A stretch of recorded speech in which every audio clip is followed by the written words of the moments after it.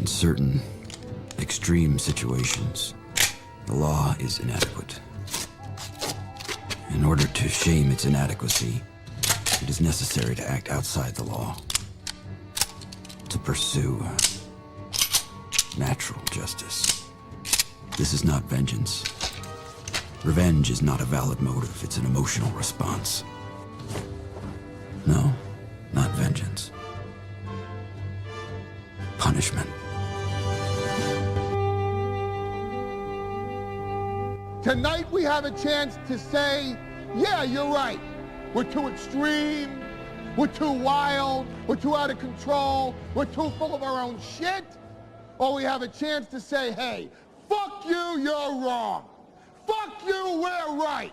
Because you have all made it to the dance. Because believe me, this is the dance. Start the show.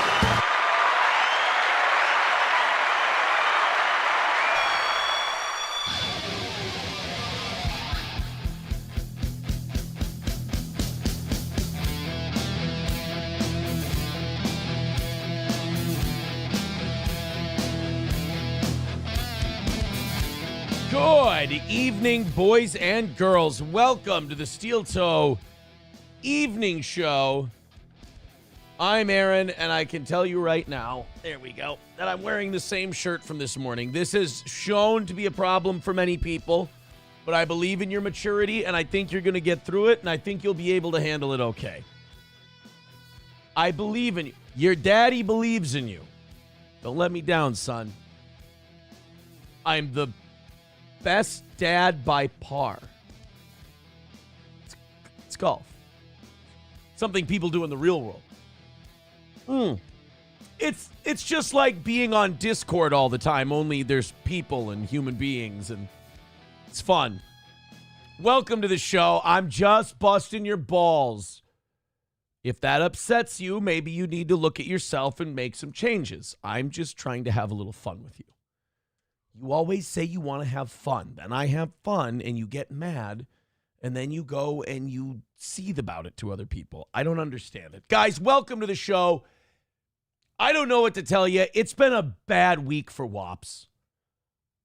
It's just the WAPs are having a hard time this week. They're showing their ass. They're showing balls, literally. Bad things are happening to the WAPs. We'll get into all of it. And really, it's East Coast WAPs are having the toughest time. Oh, no. My twin's long sleeve has a tear. Look at that. Oh, no. Wow, my sleeve tore. Bad week for the WAPs. We got, obviously, Luigi Mangione.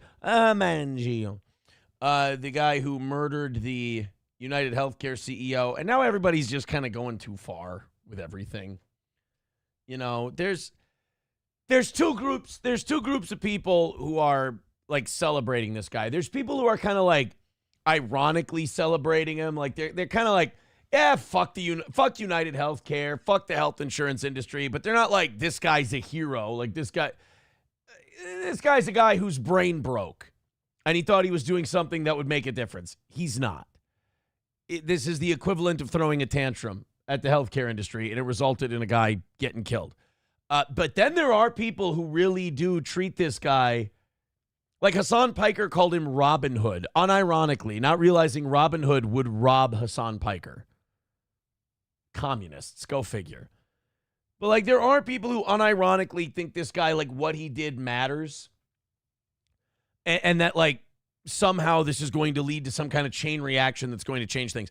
I think the only thing that happens out of this is you're going to get politicians who are going to try to push for tougher gun laws, and you're going to get health insurance companies spending more money on security for their CEOs, then jack up your premiums, and really change absolutely nothing in a substantial way. Or the government will go, wow, it's really dangerous out there for these health insurance people. Maybe we should just bring all this healthcare stuff in-house into government. So I don't think there's going to be any good news for the consumers on any kind of grand scale because of this. And then, of course, the other East Coast WAP having a tough time this week is Geno. and we'll talk about that. We'll get to Geno's troubles that he's having. I did text a little with Geno Bisconte today. He, damn it to hell, huh? Damn it to hell. Let's take a look at the leaderboard here. Number one, Silver Wolf with $157 is on top of the Chad Buzamok donor ratings.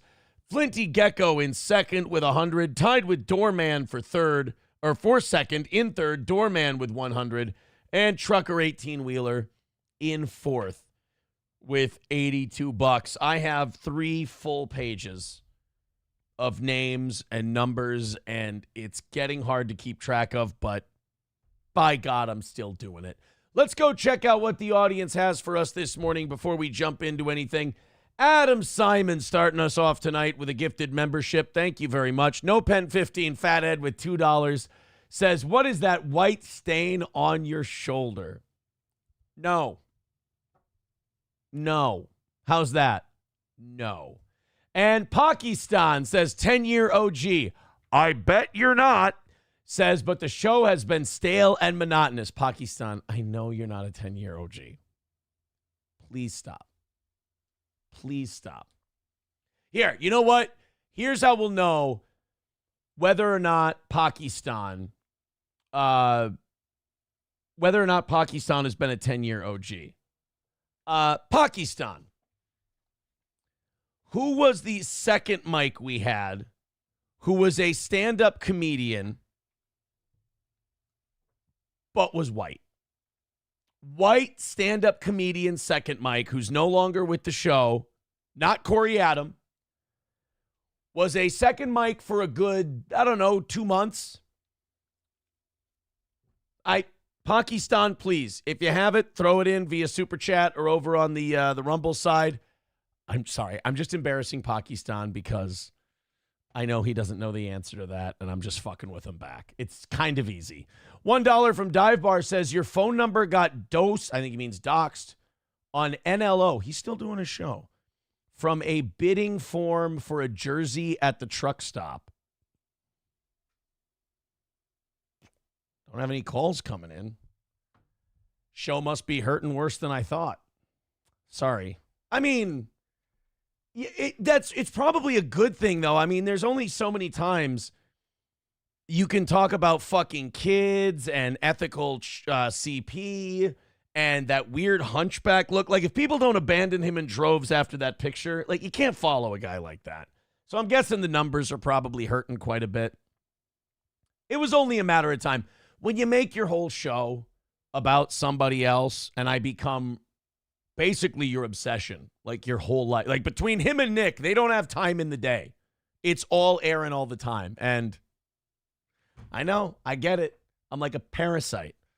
I get in there and you can't pass me. I understand that Melton can't pass it. Definitely blocked up. Uh-oh, Pakistan failed. Not an OG. So 199 says, welcome to my home, or Tovar. The fact that you're guessing shows you don't know. Dave Mordahl, Pakistan busted. Oh, man. It's too easy, buddy. It's too easy. Thank you very much. 155 away from today. And Pakistan, thank you for paying for the pleasure. I appreciate it. I appreciate you paying for that pleasure. So we've, okay, so he's not doing so hot. Well, look, everybody has their crosses to bear. When you make your show based on somebody else, it's a house of cards. It's all got to fall apart sometime. Are people yelling at me in the chat? Are they seething about it? I figured they would be. It's too easy. All right, let's get started with the show. This is a guilty pleasure of mine, just picking on people. Okay, let's get started. 155 is the number tonight for 30 minutes of overtime. OGs, if you're a real OG, here's what you got to do. Triple N says, I called it, loser white guy. Well, I mean, Dave Mordahl is a white guy. Loser, I don't know. No, Hulkamasha baby, I don't do that anymore. That is not something that I do. Stop it. Pakistan, stop. Now you're just quoting lore from other people. We exposed you. It's okay, buddy. Just relax. Take it. Thank you for the $1.99. I appreciate it. But it's all right, Pakistan. It's okay, buddy. Take the L and move on. I know it's people have a hard time for some reason taking the L with me. Look, you guys are not the smartest guys in the world. It's kind of easy. In fact, you're insulting me by thinking you could get one over. So at any rate, we got a great show tonight. Very excited. OGs, rally up. Let's knock out 155, and let's call it another win for the toe. Like I said, bad week for Wops. Really bad week for Wops. Let's talk about Geno Bisconte. This happened today. When I saw it, I thought it was like a repeat. I thought people were picking on Geno. I thought like the clip channels were having fun with him because he's been suspended off of YouTube twice in the last 6 months or so for quote unquote misinformation. I'm sure it was just COVID stuff that later turned out to be true. But when I started seeing like Geno Bisconte banned from YouTube, I'm like, oh God, are we really out of material to the point where we're reposting stuff from a couple of years ago? Christ almighty. No, it turns out this happened today while Geno was live. Now, Geno multi-streams on Rumble and YouTube. Red Fox Mad with $4.99 says, I hear from people that your phone number is on that Reddit website as well. Someone took a picture of your phone. Bro, I'm really disappointed in their numbers, to be honest with you. I would have also not the greatest bit, seeing as, I don't know, if you're a real OG, unlike Pakistan, how many times have I given out my phone number on this show? You guys can do better, I'm sure. I mean, come on. That's got to be pretty low. NLO, Reddit, you guys are down to giving out phone numbers? What is this? Like, what are we on? 2 years now? And multiple attempts? I mean, even committing crimes to go, I'm going to destroy Aaron's life. Guys, I think it's time for you to admit you're scraping the bottom of the barrel. Pakistan with $1.99 says, what about the Litchfield love story? Gary or Lou? Oh, no. Pakistan, you're not even quoting the lore right. The great Hutchinson love story. God, Pakistan, it's embarrassing. Stop now. I mean, don't. Thank you for the $1.99. I appreciate it, but it's time to stop now. It's not. As KGB said, walk away from this one, son. It's bad for you. I do love busting up the chat, though. Red Fox Mad with $4.99 says, let's go, everyone. Follow me and make the goal. Red Fox Mad with $10 on his own tonight. Thank you, buddy. Thank you, buddy. We got more thank yous to get to in a little bit, but let's take a look at Geno here. Oh yeah, we got some people to thank. Ryan the Garbage Man, we'll get to you in just a moment. So Geno lost his YouTube today, and I had no idea why. I didn't know what the hell happened, but it was all captured on video. Whose clip is this? Stalin 19. Get in touch with me. Get in touch with me and let me know where I can send the $5 to. I have a rule on my show. We play your clip. I give you $5 because you work hard clipping that stuff. All right. Geno Bisconte loses his YouTube. Tough week for Wops. Luigi, who's having a worse week? Luigi Mangione, Geno Bisconte. Hold on. We're getting a caller. I love this. Jim in Florida, you're in hot water. What's up, my friend? Dude, it's got a notification that your YouTube channel was terminated. Okay, now, I've had a Twitch channel terminated live on the air. It fucking sucks. I've been suspended from YouTube live on the air and had the Rumble people tell me that it's happening. And when someone first tells you, it's like when Triple N tells me that like a Viking is out for the year because he has a groin injury or something like that. You're like, yeah, whatever. You're full of shit. Blah, blah. And then, but you start clicking around. It's kind of like when, who was it today? No Pen 15 Fathead told me I had cum on my shirt. And you're like, all right, and you don't look. But when someone says your YouTube's been suspended, you look over and well, no, that would be the come on the shirt look. You look over on your YouTube and you're like, wait a minute, am I really fucking suspended? And you are. It's a shitty feeling. So Geno gets a phone call and the guy says, your YouTube's been nuked. Not suspended. Not suspended. Nuked. Gone. Out of here. Gone forever. It's that weird feeling where you think the guy's fucking with you at first, and then that it's slow. You'll just kind of see it slowly set in. You kind of get the shakes, your voice cracks a little bit, and then you go, oh shit, I think it really is gone. Why? I have no idea. I was watching it. The screen went blank, and a thing came up saying this YouTube channel has been terminated. Oh, my YouTube's dead? Yeah. Just, I thought you would. All right, let me go. All right. Baby, I just nuked my YouTube. I don't know what you did. I didn't look like anything was wrong. I don't know what the fuck's going on. My channel is done from YouTube, baby. Oh, yeah. So now he gets up. Now, yeah, that's where you just go. Now, he's been suspended before, and he's done shows on Rumble, and I'm assuming they did fine because, I mean, he's still going. But that is a bitch, man. That really sucks. Now, apparently what happened, I don't know if he's going to say it in this clip. Apparently what happened is he was playing old In Hot Waters. But the problem is you have to watch those. You have to monitor those because those were on Compound Media. And on Compound Media, you could say whatever you want. On YouTube, you can't. Like, there was an episode, April and I were laughing. We were at the gym, and we were laughing our fucking balls off at this episode Geno was doing where they had a dildo and they were sticking it to the desk, and like Jim Stansel and Geno are sucking off a dildo. Like the gayest thing you've ever seen. So retarded, just made us laugh. I would imagine that you probably can't do that on YouTube. So you can't air that back on YouTube. So you got to watch these In Hot Water episodes. Well, Geno, I guess, didn't know that there were balls.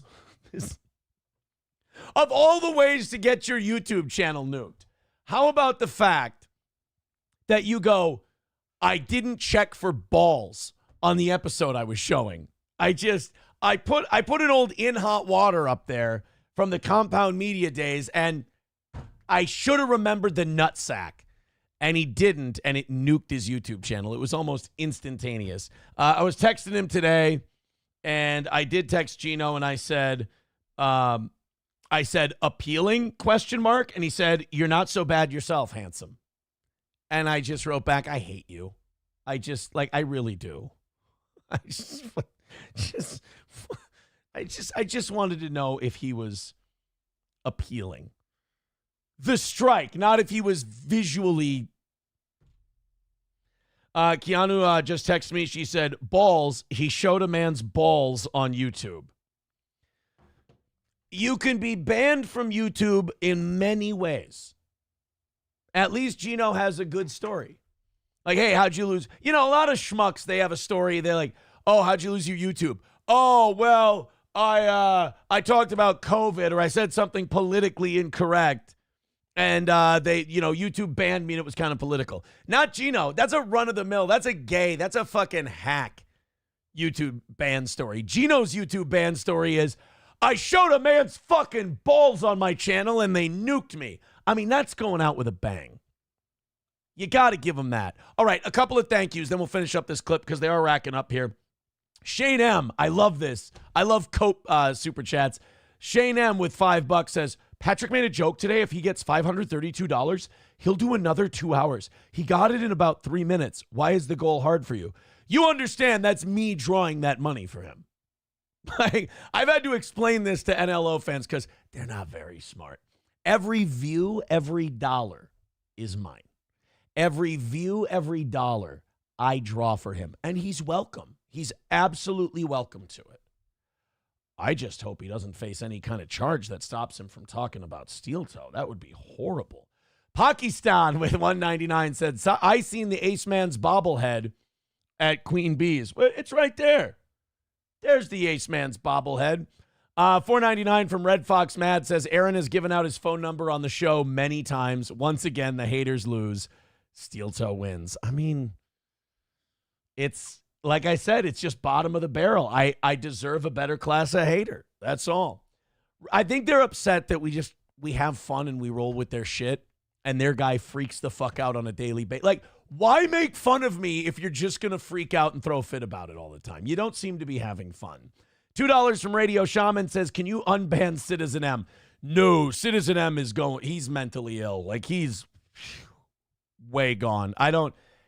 Entertaining Citizen M is like entertaining Jake Hudson. I don't want to be responsible for how that ends.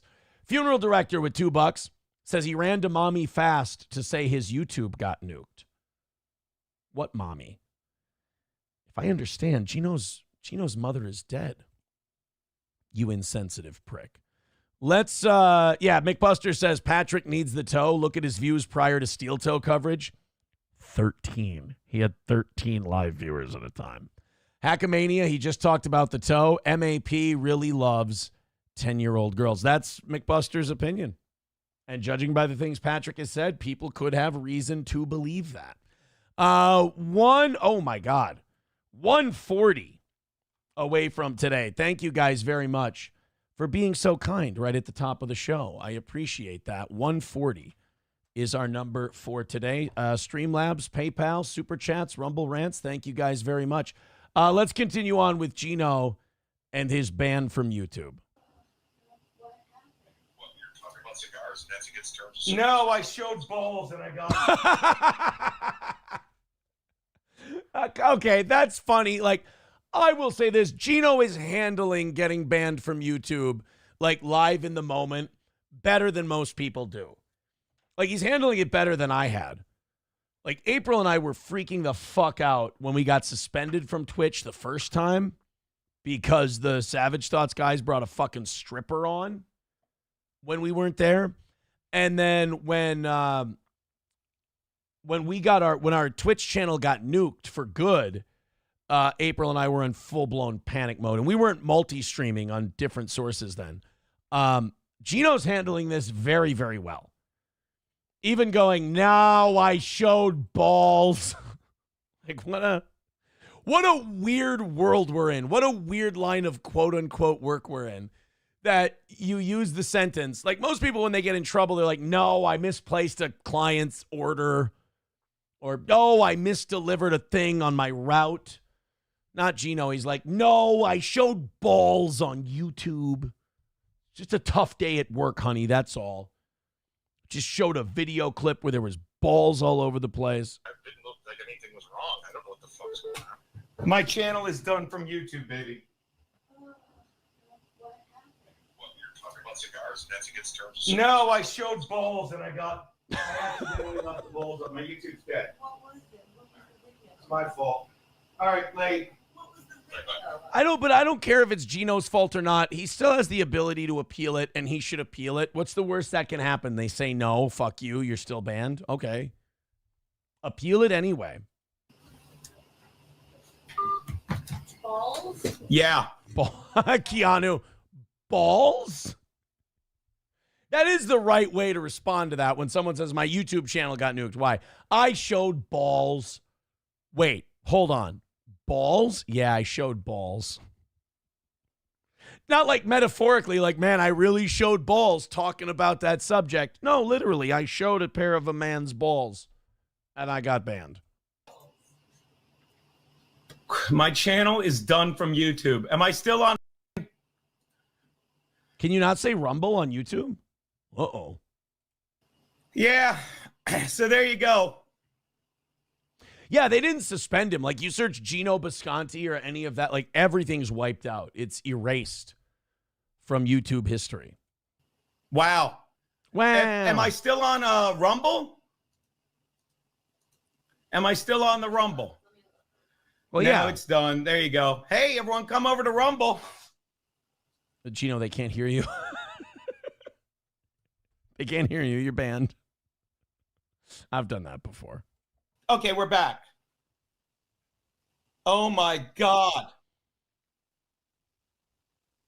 This is why. And it was so stupid on my part. I was just showing a dumb clip, and I almost made it. So now my YouTube is officially dead. Oh. And the Dabbleverse is going to go bananas over this. Hold on, mute this. Oh, well, there you go. Couldn't resist showing a balls and a taint. Showing done. Balls and a taint. Well, see, now you were withholding that information from us. We didn't know it was both balls and taint. I've said this many times. When it comes to YouTube, you can show balls many times. You include a taint, you're done for. $4.99 Red Fox Mad says this channel shows balls and they're still up. But you didn't listen. Balls and taint. Balls and taint. It's that kicker. It's the kicker card that always gets you. Well, rest in peace to Geno's YouTube channel. That's too bad. And no, Red Fox Mad, I'm not going to click the link. Did you not hear Geno? It's open season on balls when it comes to YouTube. There, but for the grace of God, go I. I'm trying to keep a channel here during the Christmas season. Trying to knock out all my goals and be a good boy. And here you are trying to get me to show balls at a time where it's open season on ball showing. My goodness gracious. 135 away from tonight. Thank you, guys. Funeral director with $2 says, Toe, why are you associating with that buffoon Geno? See, now I'm confused. I thought I was a buffoon. He's a buffoon. I'm a buffoon. I can't keep straight who the retard is. I mean, we're not going steady. It's another thing we got to work on with you internet people. Stop being so gay about everything. You know, like, why are you it's very middle schooly. It's like, why are you sitting at the lunch table with those people? I'm not sitting at a lunch table with anybody. There's a history. Some shit happened.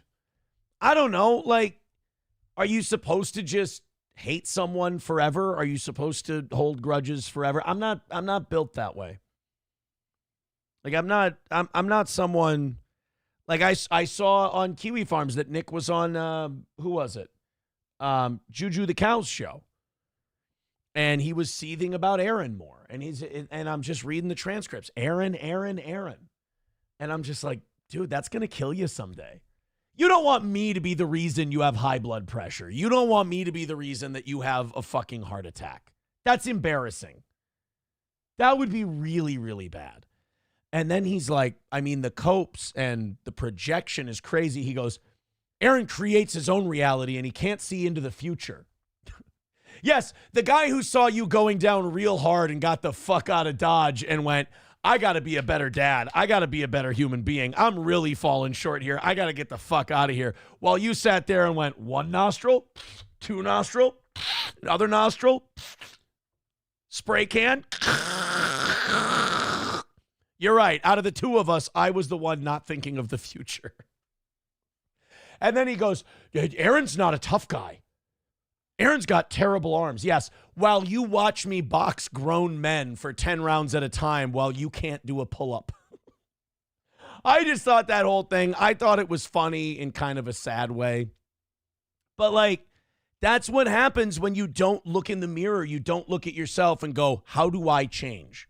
Like, even the changes you make, you admit they're because the government made you make them. It's like, if you're not going to admit you were wrong, he even, I think, said the only victim in this is me. If you're not, like, there's nothing wrong with going, I was wrong, I fucked up, I've made some terrible decisions. You're never too young to turn the ship around. But if you don't do that, you're just going to rot and die and be an angry person all the time. And I would think you don't want to be that, but I'm not him. I'm not him. I'm on his mind all the fucking time, but you talk about creating your own reality and then living in it. Ooh, boy. Let's go to Dr. Silverwolf. He says, evening, boss, for the $5. Thank you. Says, I got some of the meat and cheese trail mix from Von Hansen's. Shit, you weren't kidding? That's good. I highly recommend the meat and cheese trail mix from Von Hansen's. You know what? I should definitely talk to Von Hansen's about doing something. We were about to do a brat at some point, and that kind of all fell by the wayside when everything went down. $2 from Funeral Director says, Geno makes you seem like jackass idiot by association. Oh, I guess, you're allowed to think that way.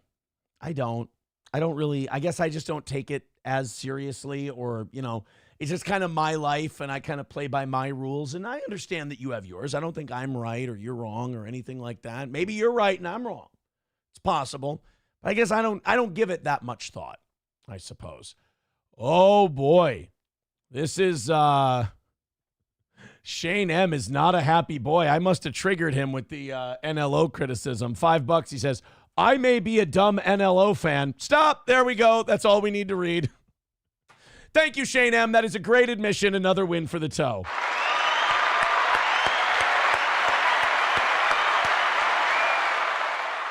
You guys heard it here first. Shane M. may be a dumb NLO fan. Yes, he is. Sorry, I'm in a good mood tonight. So we're just fucking around. And if you take yourself really seriously, or you take this really seriously, it's probably just going to be a bad night for you. Sorry about that. 1:30 away from tonight. Thank you guys very much. If you got something good for us, Streamlabs, PayPal, Super Chats, Rumble Rants, Venmo, we appreciate it. Thank you. What is it? 1:30 away from tonight. Finish it up. Why not? The Luigi Mangione thing. We didn't have a lot of stuff on this last night. Like, there wasn't too much details. It was all pretty straightforward. But like the aftermath of all the Luigi Mangione stuff, it's part silly, it's part sad, it's part of it. It's just a lot of strangeness. Like there's tornadic activity. It's just chaos around this guy. Luigi Mangione was arrested at a McDonald's. Like, apparently, like the McDonald's, the staff there recognized him from all the photos going around. So they decided to call him in. Well, now people are going on Yelp and they're going on Google and they're giving McDonald's 1-star reviews. They've decided that they're going to wage economic warfare against the McDonald's Corporation. And they're going to give them 1 stars as if, hey, nobody's thought of that before. This is what's finally going to bring down that cock-sucking clown's burger empire. 1-star reviews on Yelp. Because, when people are thinking of taking an exit and going to a McDonald's to grab a quick cheeseburger, they always grab their phone and go, let me hit Yelp real quick. How are they doing? How's McDonald's? Oh, my good. 1-star reviews? I mean, this I simply can't abide by. I can't. Look at this person says that McDonald's is a bunch of wayward snitches. I can't get a burger from that place. The company is trying to stop online support for the CEO killer suspect. I think the best thing you can do if you're like a McDonald's or anything else, ignore it. It goes away like everything else. I mean, Americans historically have a very short attention span for things like this. After police found the words deny, defend, and depose printed on shell casings near the site where United Healthcare CEO Brian Thompson was gunned down, here's another thing. Merchandise bearing those words started to appear online. So now the words that he wrote on the shell casings are cool. And we're going to buy shirts and all. I mean, that's the new Guy Fawkes mask. That's the new edgy boy merchandise, is the delay, deny, defend. That's the new Arthur Fleck Joker. Like, antisocial losers are now going to be grabbing up Luigi Mangione deny, defend, and depose t-shirts. Great. Really excited.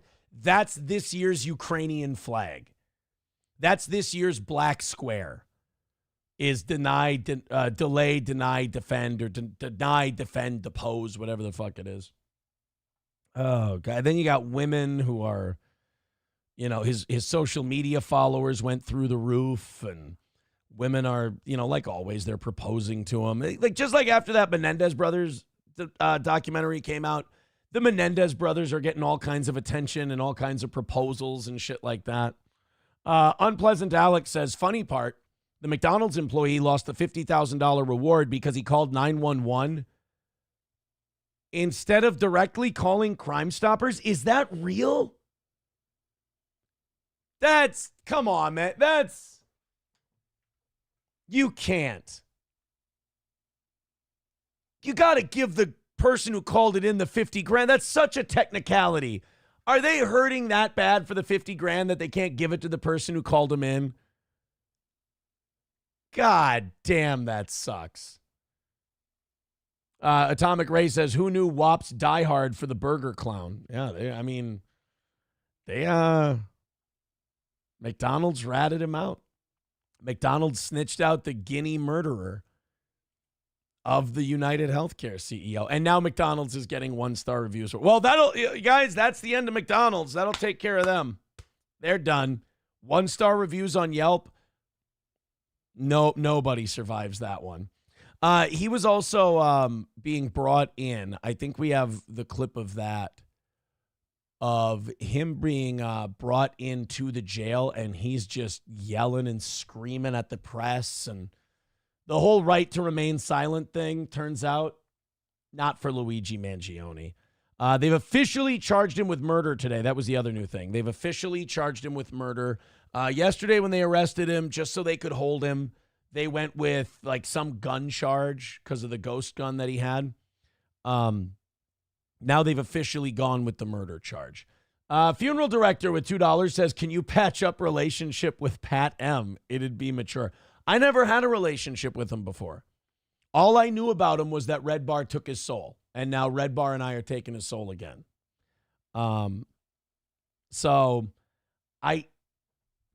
Look, I'm not trying to disrespect. I'm not trying to make his audience mad, even though it's kind of easy, but it's a very basic parasitic clout chase. He can't beat Steel Toe. He can't be better than Steel Toe. He can't do a show and be better or bigger than our show is, which is sad because we're a very small show. So he jumps on Steel Toe's back, and I now have to carry that fat, humped back, Quasimodo-looking MAP motherfucker like across the finish line, or until he fucks himself over, which I think he's done multiple times. But yeah, I don't think anybody, like even his fans can't debate, and I think this is why they get so mad at me. Without me, he's nothing. You can't have Nobody Likes Onions without Steel Toe. It just won't work. Pakistan with 199 says, your Fridays with Andre were so embarrassing. Oh no, who wants to tell him? Pakistan's still trying to do the I was a fan thing. Hey, Pakistan. Adrian. He's been a big fan, though, guys, for a long time. Pakistan, people are going to think you're like working for me. You're making this so easy. But again, thank you for the 199. McBuster theorizes that Patrick Melton is hiding children in his hunchback. No. Is that true? These rumors are awful. I hope that's not the case. MSO calling him quasi-pedo. That's creative. That's pretty clever. Thank you guys very much. 130 is the number for tonight. Keep it going. Streamlabs, PayPal, Super Chats, Rumble Rants.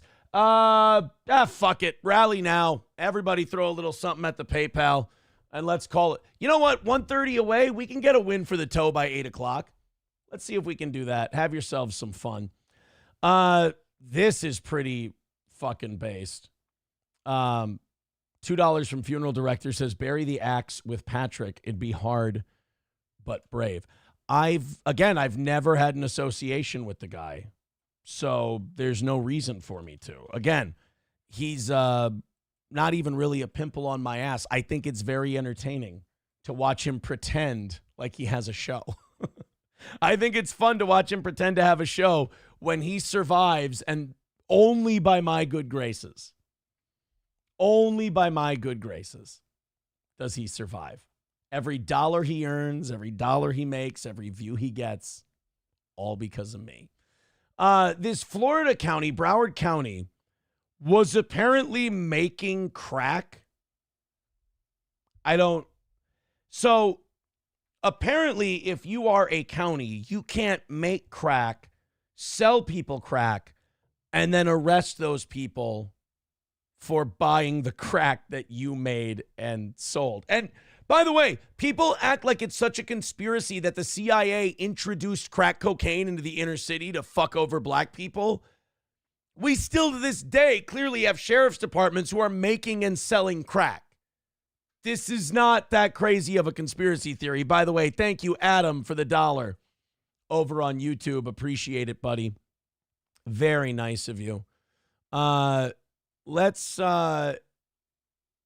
in the 90s, the Broward County Sheriff's Department got into the crack cocaine business, manufacturing crack in its offices.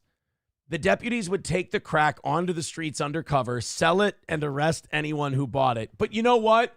I'm sure all of that money they made selling their crack, I'm sure it all found its way to evidence.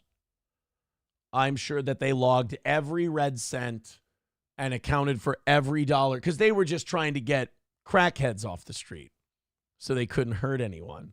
Now, all of those people from back in the 90s who were convicted of buying crack from Broward County are now being, Those sentences are being vacated. Those people are now all being let free. So Broward County produced its own crack cocaine so it could sell it to people, and then the deputies would arrest the people for buying the crack cocaine that they made and they sold.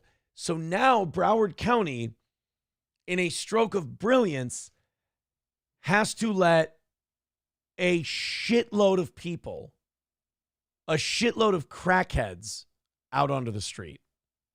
I can't wait to see how this goes.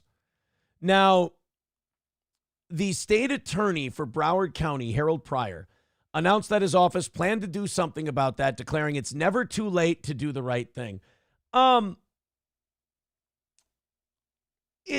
But it is, though. Like, you've let crackheads sit in prison for decades now. So these crackheads are sitting in prison for decades, getting worse. I mean, you go to prison, you got to, a lot of people don't become crooks until they go to prison. So these people have been sitting in prison on crack cocaine charges, which we all know are way worse sentences than regular powder cocaine charges. These people have been getting worse and worse, becoming products of the system, and now you've got to cut them all loose. This is going to be an interesting experiment. These records may be a dim memory or an unfortunate part of history to many, but they have had a long-lasting and severe impact on the lives of the people who were arrested, Pryor said, as well as their families and the wider community. Yeah, boo-hoo. It's very sad that these crackheads got tricked so badly. However, at the same time, sometimes doing the right thing isn't doing the right thing. Like, the damage has been done here. You're letting very dangerous people back out onto the streets. These matters were well before our tenures. However, I am of the opinion that the state has an ethical duty and obligation to correct this injustice before destruction of old records is initiated, Pryor said. Yeah, I mean, it's dirty for a county to make crack, sell crack, and then, arrest the people who bought the crack. But at the same time, there's got to be an alternative to just cutting them loose and just letting them go. No, not the wider community, Rusty, the wider community, wider with a D. Red Fox Mad with $4.99 says Luigi Mangione has a lawyer and is going to plead not guilty and fight to not be brought to New York. Oh, they want to get him charged with all the, they want to do it all in Pennsylvania. I mean, good luck. New York's going to want him, and I think New York's going to get him. 120 away from tonight's goal. Thank you guys very much. Hey, I appreciate it, man. This is trickling in little by little. I don't think we've had one person over $10 so far. Thank you very much. Keep it going. Everybody throw in on let's crack open that Streamlabs, that PayPal, and that Venmo, and let's really make this thing go. 120 away. Hit it, kids. Is Chad Buzamak here tonight? Do we have a Chad Buzamak sighting yet? Got about 500 of you hanging out right now. Thank you very much. Hit like. Hit subscribe. It is already time for our Chad Buzamak view clip of the day. I mean, I'm telling you, man, the View is not going to be short of clips for the next 4 years. They are, I mean, this morning on the show, we showed that View clip where Whoopi Goldberg was trying so hard to be reasonable. She's like, listen, y'all, for the Christmas season and for New Year's, why don't we stop worrying about what Donald Trump's going to do? Because he ain't in there yet. And why don't we wait until he actually gets in there and he starts doing some crazy stuff, and then we'll criticize him. So she's trying to get everybody to just calm down, be reasonable, not be so worried. You're very tense. Anna Navarro just starts shaking like the fucking Mexican Chihuahua of the View panel and just starts going, no, we can't, because we have to stay ever vigilant about just completely shits on everything Whoopi Goldberg just said about why don't we all chill? There's nothing we can do now. He's been elected. He's not in there. He hasn't done anything yet. So why are we freaking out? And she's like, well, try telling that to illegal immigrants. And it's like, well, illegal immigrants should technically be worried. I mean, they're breaking the law. They're here illegally. That it would make sense that they would be worried. But she's like, we're all privileged. And so it's easy for us to say, don't worry. Yeah, you're right. You're privileged. Stop fucking worrying all the time. But it's nice because now I think it might just be more and more of the View eating each other, because there's only two positions on that show now. It's Trump is bad, or we need to rage panic about Trump. Those are the only two levels. By the way, Royston Bailey with $2, thank you, says staying out of trouble and stacking W's. Dude, I stack the W's by standing still. I just let these people kind of move around me and I make them lose their mind, and I can't help it. I can't help it. So Whoopi Goldberg was commenting today about the Daniel Penny thing. And with the Daniel Penny thing, I mean, most people, I feel like, observed the Daniel Penny situation and were surprised. I mean, I don't even think it should have gotten to the trial stage. I don't think Daniel Penny should have been charged. There was a crazy guy with severe mental illness threatening to hurt people on the subway. A guy restrained him, reasonably so. And as that man was then being restrained, the guy restraining him let him go.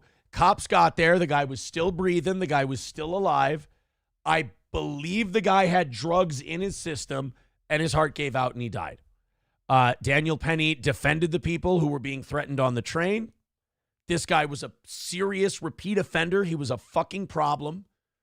He wasn't the kind, nice, what was it, Michael Jackson impersonator that they made him out to be.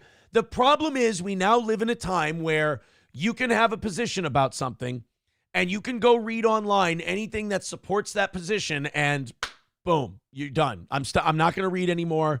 So if anybody comes to you and gives you an alternative concept of what may have happened, because we were all fed the same thing at first. We were fed Daniel Penny's a racist, Jordan Neely's this innocent Michael Jackson impersonator, and Daniel Penny in cold blood just choked him out on the subway. All 5 million times that's ever happened.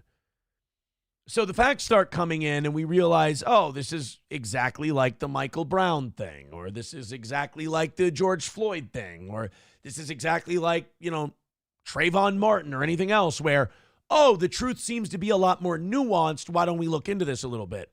Well, a lot of people were just done with the nuance. They had their villain, they had their bad guy, they had their narrative, and they're going to run with it. A lot of those people were in the media. So, yeah, we got a bunch of wahoos screaming outside the courthouse like, yeah, we shouldn't rest because we don't feel like we got justice, and they're in their Clux Busters outfit and shit. That's one thing. But when you have people in the media talking to hundreds of thousands, if not millions of people at a time, and they're throwing this horse shit out there, that's where it starts to become a problem. Let's do this Whoopi Goldberg clip. First, Mr. Me with $2. Thank you very much. Says, can't give much. I'm as flat broke as April's titty. Why? Mr. Me with $1. Thank you very much, Mr. Me. I appreciate that. We're about 120 away from tonight's goal. Thank you guys very much. Keep going. We'll hammer this thing out. Thank you for your contributions and your donations to keep this show up and running. There's been polarizing reaction to this verdict as well. I don't know. I don't know that seeing them celebrating in a bar made me comfortable. So what she's talking about is Daniel Penny, after he was acquitted, after basically having his life put on the line in a New York courtroom for fucking manslaughter, he went to the bar and had a beer. God knows the rest of us would do the same fucking thing. You were just paraded into a courtroom like a zoo animal, put on display. Your life hangs in the balance. They've got, the jury's got the thumb sideways. They give you the okay. You're not guilty. You're free to go. Yeah, the first thing a lot of us are going to want is to have a beer. And you're going to want to take pictures. And you're going to remember that day that you got your fucking life back. That justice was served and you got your life back. And people are like, how dare he go out and have a beer? What would you rather have him do? Go out and patrol the subway? What's he supposed to do? Go home and hang his head in shame? He's acquitted. He didn't do anything wrong. You killed a guy. The man is dead. And arguably, I would even argue that he didn't necessarily kill that guy. I don't think we've proven that yet. Even the police said that Jordan Neely was still breathing when they got there. And they didn't want to give him any kind of first aid that involved them touching his mouth because they weren't sure if they would catch something. maybe you take the celebration home. You don't do it outside. But that's just me. Don't listen to anything I say. React in the moment. You know what? That's the best advice I've ever heard Whoopi Goldberg give. That's just me. Don't listen to what I say. You know what? I think Jordan Neely, I think that's a deal. I think you got yourself a goddamn deal on that one. Whoopi Goldberg going, man, I'm just a dipshit. Don't listen to me. Okay, deal. $2 from Paul Hayward. Paul with $2 writes, on my shell casings, I write, I love cum. But I don't understand, Paul. Why would you write that on your shell casings? I don't understand. I don't get why you would do that. Royston Bailey with $2 says, why is Whoopi's hair like that? Because she's black. I don't know how else to tell you that. Why is Whoopi's hair like that? It's called black. That's what it's called. When you see a guy and he's got really he's white, but he's got really curly, poofy hair, it's called, and you say, why is his hair like that? Jew. It's because he's Jewish. That's the best I can do for you. Thank you, guys. That brings us to 1:15 away from today. By God, man. Thank you guys very much.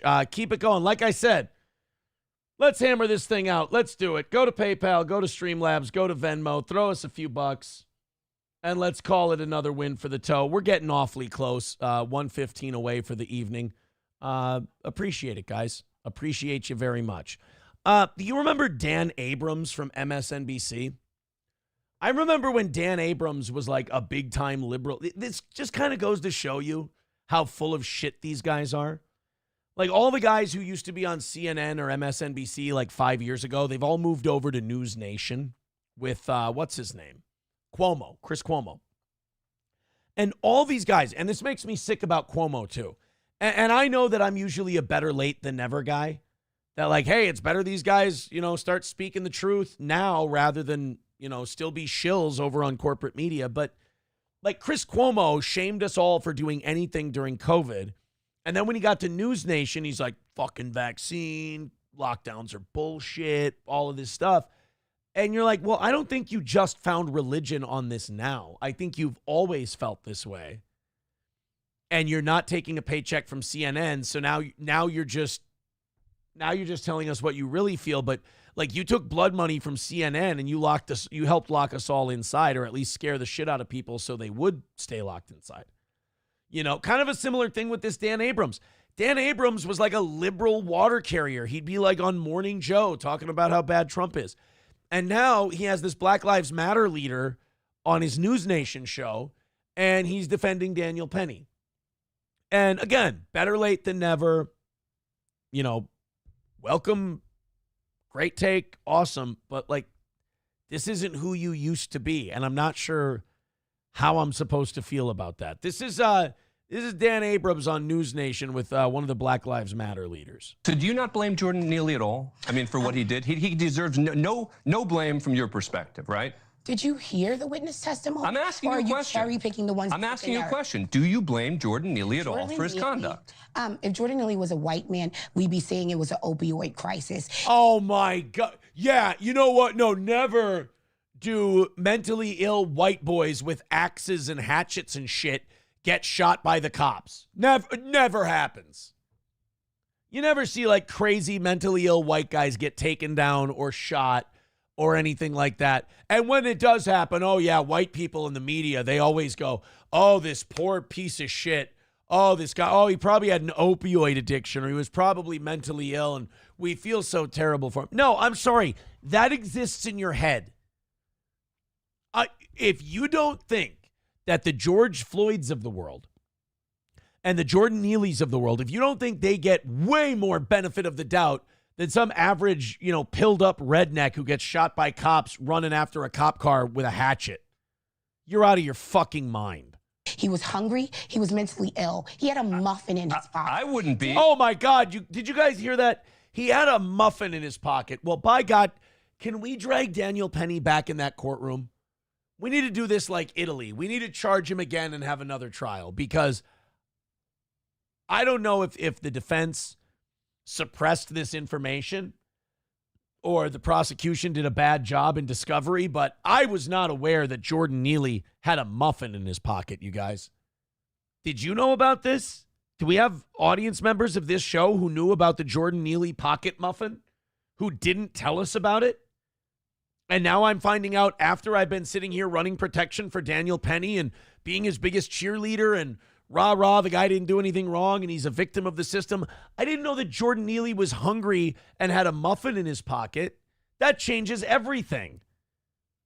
The guy wasn't a nuisance. The guy wasn't bothering people on the train. The guy wasn't threatening people with bodily harm. And the guy was just a little peckish.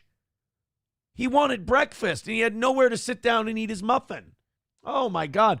All of a sudden, this has gone from a proper court case and justice has been served to one of the most tragic episodes of Seinfeld I've ever seen.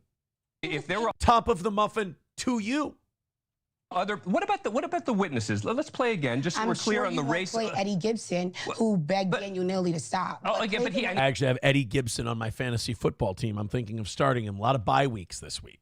He stayed there throughout the incident. Play the ones that fit the narrative. But what's the narrative? There's black women who were on the subway. It was mostly people of color on the subway. What about a white man during cross-examination who said that he was afraid of Daniel Penny, the one who poured water onto his head and said that he was afraid? He was a white man. Yeah, okay. So what about the Latino man who was holding his arms? I'm not the one identifying everyone by race. You are. You're the one who keeps telling. Why? Why do you have to? I have to. When you look at the FBI, when you look at when hate crimes happen, when you look at when injustice happened to black people, but let's agree. We don't get justice. Yeah, well, here's what Black Lives Matter needs to do. How about you guys get in the finding justice for black victims business instead of being in the grab as many headlines as we can business? How about you start picking people who are actual victims of crimes instead of people who are scumbags and pieces of shit and are social parasites who get what they have coming? I mean, Black Lives Matter only has themselves to blame for what the narrative is. Black Lives Matter are the ones who are force-feeding these imperfect victims to us and going, you have to feel bad for them. And it's like, I'm sorry, Like, I'm not trying to nitpick. I'm not trying to shit on you guys, but you keep picking complete pieces of shit. And I don't know what else to tell you. You're picking the wrong heroes. Royston Bailey with $2 says burn, loot, murder. I don't know what that is. Should I look that up? Klopogram says BLM is all about the grift. And, you know, I know that. You know that. I know I'm preaching to the choir. But more people got to figure that out. And maybe with each one of these cases, maybe each time one of these things happen, maybe that's, you know, maybe more eyes get turned on to the fact that, you know, it can't be a coincidence that all these guys' Black Lives Matter picks are complete pieces of shit. There's got to be, you know, it's got to be them at some point. Rusty Grammer says, I smashed Mrs. Rusty's muffin last night. I see. Well, she's going to be hungry then. Richard Head calling it a jizzy pocket muffin. Look, I'm only going to stick to the facts of the case. I did not know there was a pocket muffin involved. That does change everything. I feel terrible, but I do not know what the jizz consistency of said muffin was. West Coast Patriot Girl says, was it blueberry or chocolate chip? You know, when you're being strangled to death by a white supremacist, does it really matter what kind of muffin it is, you fucking bigot? Sam Show says it wasn't good enough to let Johnny jack them off. You had to give them the illusion of rights, you asked. Now, that's gorillas, not black people, Sam Show. How many times are you and I going to have this conversation? I'm starting to think you're not listening to me. Jesus. Sam Show says, Aaron, isn't it frustrating? We can't even blame the Jews this time.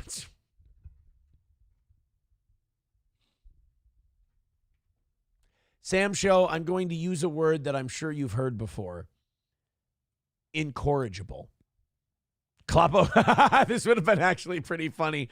Kloppogram says Daniel Perry should have eaten his muffin.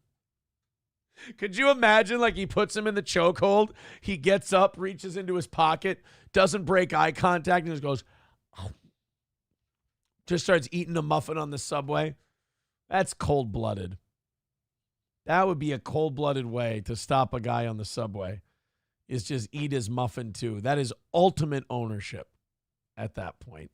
Boys and girls, we are 1:15 away from tonight's goal. Do me a favor, throw in your fives, throw in your tens. Let's not have a night like last night. I don't want to do that again. We got beat last night. And I don't want to take another beating like we did last evening. We're only 1:15 away, so let's have a couple of you just drop in something nice for the old toe, and we'll call it a victory. And luckily, thank God, we are in a spot. We've recovered. We can take an L like last night. We can move forward. But you know what? Let's keep the streak alive. Let's keep winning. We had a nice W this morning. They got you. I mean, the morning show people got you like $40-50 in to tonight's goal. So let's show the morning people that we can carry our own weight. The numbers are back up tonight. We hit over 500 at our peak. That's wonderful. Hit like, hit subscribe. We appreciate it. Let's knock out that 115 and call it another win for the toe. Hey, do you guys remember Michael Strahan breaking the single-season sack record? Funeral director with another $2 says, I don't really feel like donating big. Big fan, though. I mean, you've thrown us like $10 tonight. I consider $10 to be donating big. Is that weird? I consider $10 to be big. I think that's considerable. In fact, if everybody threw in $10 right now, I'd say you're all big contributors, to be honest. So thank you, funeral director. So now we're a little under 115 away for tonight. Thank you. Mark Gastineau was the guy who held the single season sack record before Michael Strahan broke it back in like 2006. And Michael Strahan broke that record in very controversial fashion. I don't know if you remember this. Michael Strahan sack record. So Michael Strahan and Brett Favre were friends. And there is a theory that people have out there because Michael Strahan was like a half sack away from breaking Mark Gastineau's record, his single season record of like 22 and a half sacks. there is a rumor that because they were buddies, Brett Favre intentionally gave Michael Strahan that final sack and handed him the record. Let's go and check this out first. And then after that, we have Mark Gastineau confronting Brett Favre at an autograph signing this week. Mark Gastineau has still not let that record go. And now he's confronting Brett Favre about it for some ESPN special. We'll play that in a second. But first, I'll let you guys decide, if you've never seen this clip before, if Brett Favre handed Mark Gastineau's record off to Michael Strahan. Here it is. Against Brett Favre, week 17. Play fake, rolls right, gets sacked by Michael Strahan. And Favre ran. Now, some would argue that Brett Favre just simply, he rolled out to his right and Michael Strahan was there. Michael Strahan beat his blocker, got to Brett Favre, and instead of taking a big hit from the most dominant pass rusher of his day, Brett Favre decided to slide down and take the sack. Now, that would be fine. Brett Favre not really known for being a guy who slides in front of a big hit or shies away from a big hit. So it was very controversial and remains controversial to this day. Against Brett Favre, week 17. Play fake, rolls right, gets sacked by Michael Strahan. And Favre ran right into him. It almost looked like it was a design play. They're buddies. He faked the handoff, rolled right, and then just slid down in front of Strahan. So right away, the announcers are like, it looked like it was bogus. That looks like it was kind of a setup to me. So even they, right off the bat, they're going, this looks like a bunch of bullshit. And I remember when it first happened. It was 2002, not 2006. I'm sorry. When it first happened, I remember going, come on. He rolled to his right. Strahan was there. Shit happens, whatever. The more I've watched it over time, Brett Favre was doing his buddy a favor. Brett Favre was clearly trying to help Michael Strahan break there. Yeah, Rexstart parody account says Favre took a dive. It took the sack all right, slid it all the way across his face. Las Tejas says 22 years later and the Marks still eat that shit up. Oh, yeah, it's a pretty, still to this day, a well-debated sports topic. By the way, thank you very much to Hey Mikey. He says, I gave $1 and no mention. Oh, I thanked you earlier in the show. I thanked you for that $1, Hey Mikey. I appreciate it. Dive Bar says, it's 2 for Tuesday. 2 losses, no biggie. I don't think we're going to get a loss today. In fact, who was it? West Coast Patriot Girl says, it's $10 Tuesday. I like that. How about $10 Tuesday on Steel Toe?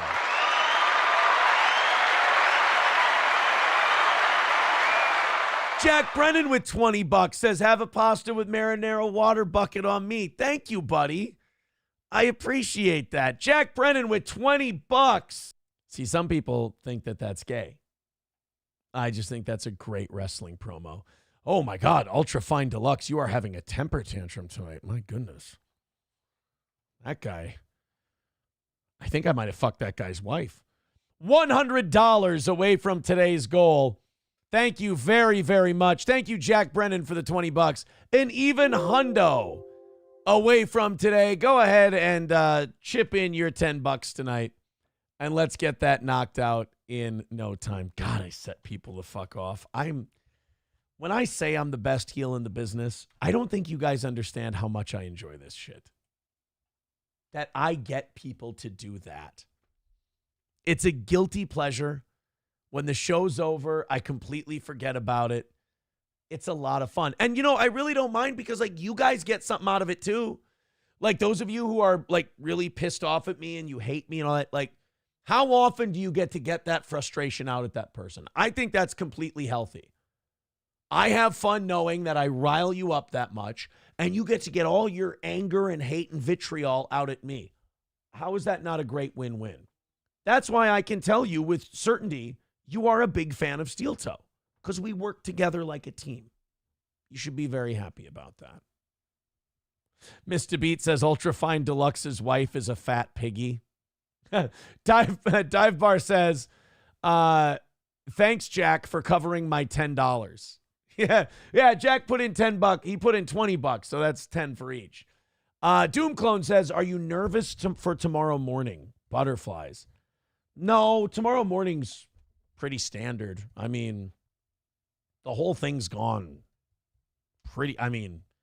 better than I could have hoped. So as far as tomorrow morning, here's what you do in situations like this.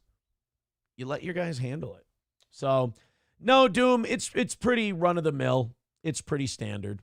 It just is what it is, my man. By the way, Doom, I was going to play one of your clips today, but it ended up being just a little too long for the show.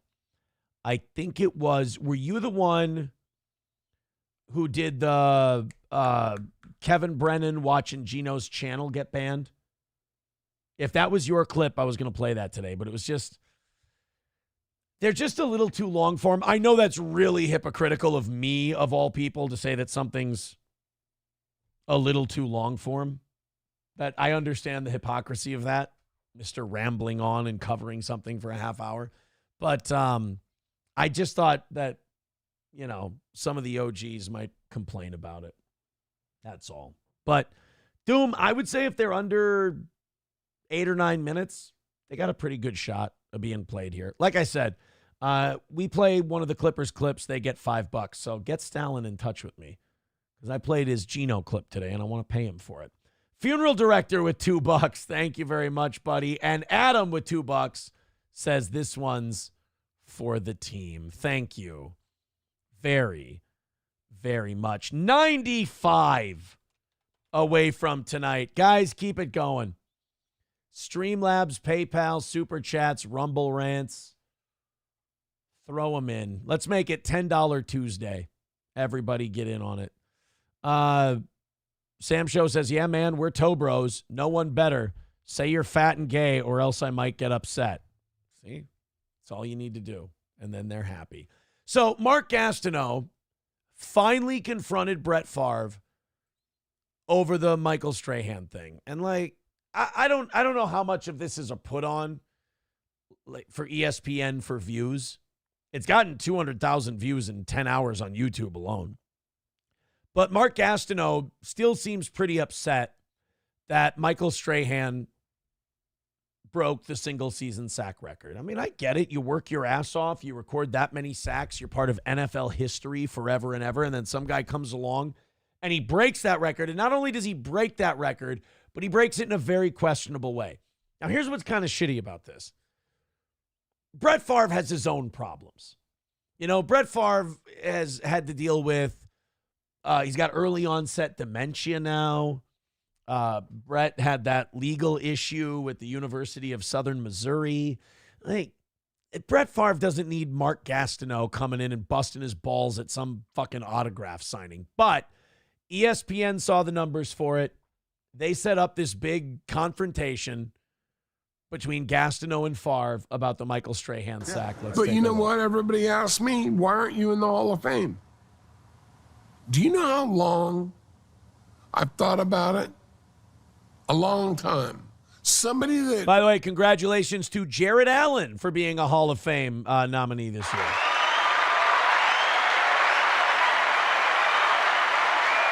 The Minnesota Vikings own Jared Allen. I don't think Gastineau had a long enough run to be in the Hall of Fame, did he? He was a little before my time, I'll admit that. He was like an 80s, early 90s guy, but like, I don't think, for some of you who are maybe in your 40s, did Gastineau have a long enough, like, successful run in the NFL to be a Hall of Fame guy? I thought he was kind of a, like, flash in the pan, got old, broke down. That had more sacks than anybody on that team, somebody that played their butt off, somebody that did more than anybody that had played. I don't know why I'm not in the Hall of Fame. I know I was elected to the Hall of Fame, and, you know, he feels that he should have a nod now. Don't live and die by that, because you're going to die. You're going to die with it more than live. I told people you're the greatest athlete I've ever played with, but I will tell you this. You were selfish. If you don't want to admit you were selfish, fine. That's my opinion. You were selfish. He didn't care about making a tackle on a running back. If it wasn't the quarterback, he didn't care. Okay. So Gastineau was a sack specialist, but he wasn't like an all-around fucking killer.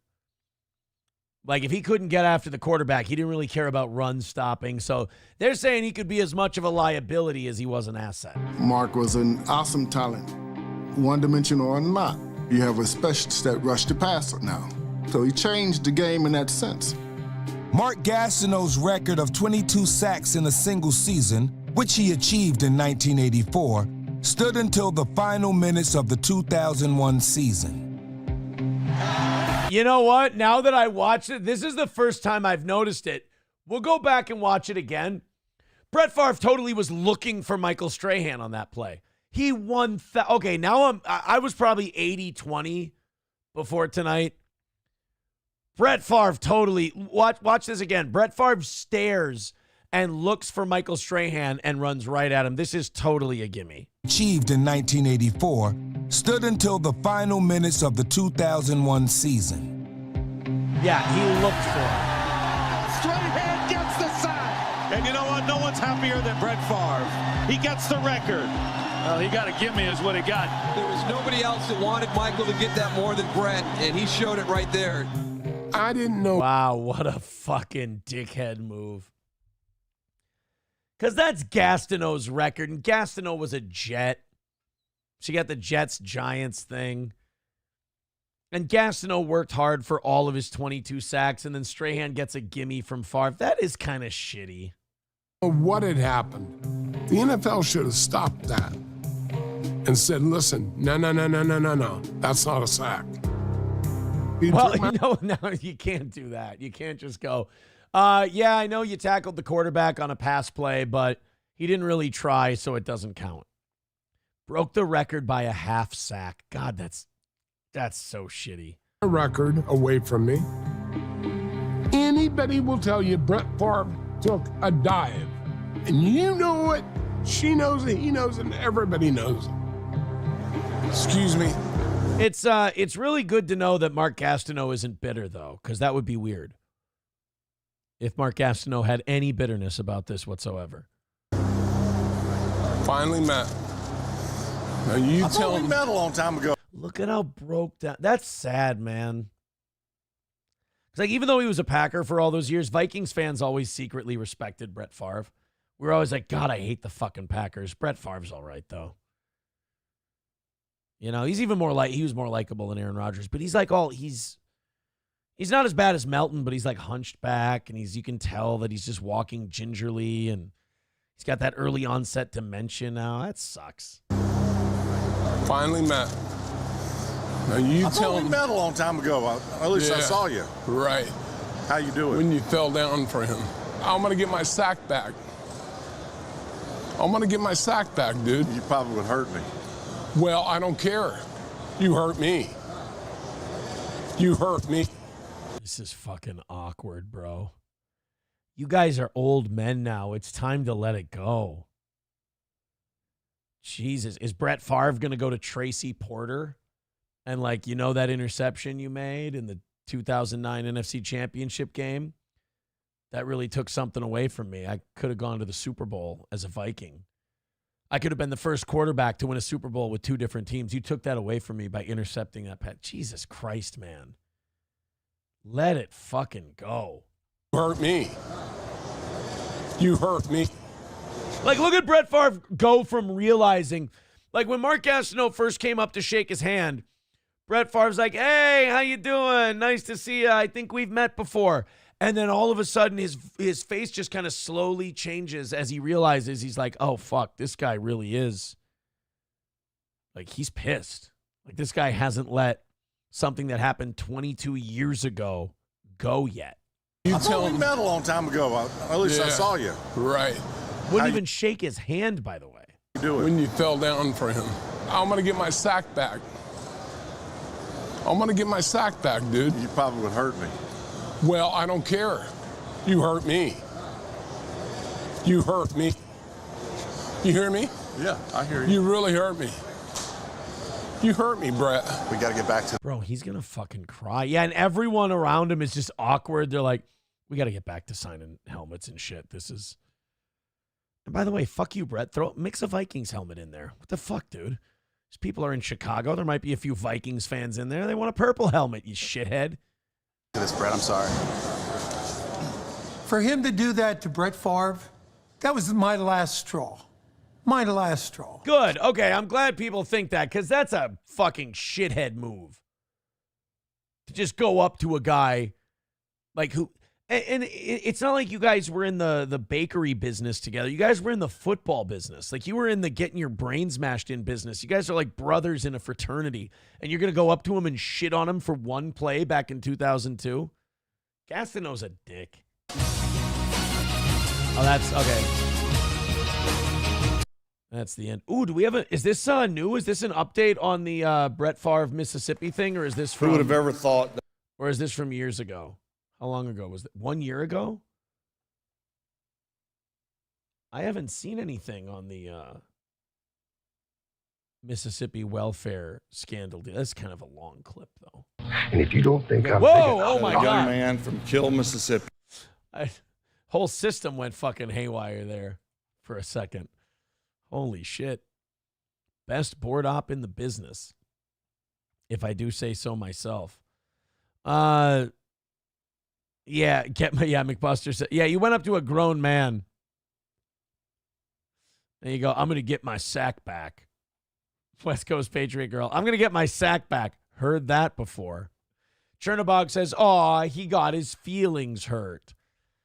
And I kind of agree with Sam's show a little bit when he says, oh, that screams the cameras are on. A little bit. But no, Gastineau is also kind of a cunt like that, so I kind of believe that he's being real when he confronts Brett Favre. Mark Gastineau sack total. Tense encounter involving Favre. No, I want to know how many sacks Gastineau got and if he should be in the Hall of Fame. Ooh, 107? That's a lot. That's a lot. John Randall's in, isn't he? Let's see. Okay, John Randall sack total. Oh, okay, 137.5. All right, fuck Mark Gastineau. Plus, John Randall defended the run, too. Jared Allen sack total. 136. All right, yeah, fuck Mark Gastineau. Jared Allen Hall of Fame. I think he's in. Allen has been a Pro Football Hall of Fame finalist in each of the first 4 years since he became eligible in 2021, but he has yet to reach the 80% vote. I heard that somebody said that he got in this year. Fourth straight year, Vikings Jared Allen misses out on... Oh, he's nominated again in 2025, and he's going to be a finalist once again. Okay, that makes sense. That makes sense. Yeah. So, all right. Yeah, Gastineau doesn't get in. Everybody else get. If Jared Allen has 136 and he ain't in yet in 4 years, Gastineau ain't getting in. Guys, we are $95 away from tonight's goal. We've got about 30 minutes until we rattle the cans and try to knock this thing out. Do us a little favor. Working hard for you tonight. Getting a good show going here. Brought you a lot of nice stuff. Rough week for guineas, as we said before. So just a few of you throw us 5 or 10. Streamlabs, PayPal, Venmo, Rumble, Rant, Super Chats. Click that link. Let's go in there. Let's finish it up. Let's make it a nice and easy one for the old toe today. This, I've been trying to play catch up with what's going on in Syria this week. Because, like I always say, like when it's the weekend for me, it's the weekend. I don't really follow the news. I kind of, like I said, I kind of play catch up on Sunday night after football and everything, getting the show ready. So Assad leaves Syria, goes to Russia, and America sees this as like a hit to the Russians. Like Russia loses Syria, and now our idea is, well, now we're going to make Syria like an Israel ally. We're going to make Syria, or at the very least, we're going to make Syria a country that isn't hostile to Israel, because the guy who's in charge of Syria now is one of our guys. We've been arming him. We've been funding him. And you might be saying, well, Aaron, isn't he a former head of Al-Qaeda? Yes, he is. He is the former head of Al-Qaeda, and he's backed by the United States, which doesn't help shut up the conspiracy theorist people who believe that Hamas and Al-Qaeda are all CIA and Mossad funded, American funded opposition, essentially. Like, we create our own enemies so we can have our little war against them. So I think that with this Syria thing, we're now seeing that the Israelis have launched like 200 airstrikes on Hamas and Hezbollah targets in Syria since Assad left. So I think it's very clear why we wanted Assad out of there and why we wanted to install our guy in there, because now it's opened the door for Israel to just go to town on terrorist targets in Syria, whereas before, Assad might fucking gas you for it. So it's just, I mean, it didn't take very long for us to find out the real reason why we'd been helping out, for lack of a better word, in Syria. But I did not know this. Apparently, the Syrian rebels were seizing weapons as they defeated the Syrians. So they would seize helicopters, but they didn't know how to fly them. So the Syrian rebels, instead of getting American training or us teaching them how to fly these helicopters, they were watching YouTube videos on how to fly combat helicopters and were giving it a shot from there. I'm not kidding you. This is a video of one of the Syrian rebels trying to fly one of Assad's helicopters after watching a YouTube video. اوكي بدور على اليوتيوب طريقة تشغيل طيارة المروحية ما عم نعرف مشكلة. He literally has the video of how to fly a fucking helicopter on his phone, and he's figuring out how to turn on the right switches and how to. If you're the guy sitting next to this dude, you are shitting your pants that this guy's going to take you up in the air in a little bit. You're really hoping he's not a fast learner.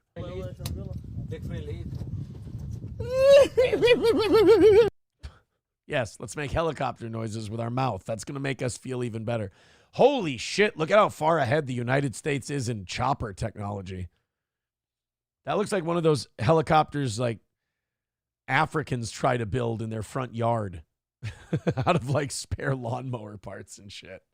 But that's how they're trying to fly helicopters in Syria. They're just watching YouTube videos, which is fine. Let them watch YouTube videos. Less money out of the American taxpayer pocket. Because usually we have to not only teach that, we got to spend our money to teach them how to fly the helicopters, but we got to give them the fucking helicopters too. POTUS Felonius with $2 says, Aaron Begmore is the man. Is that my new name? Guys, let's knock it out for Aaron Begmore.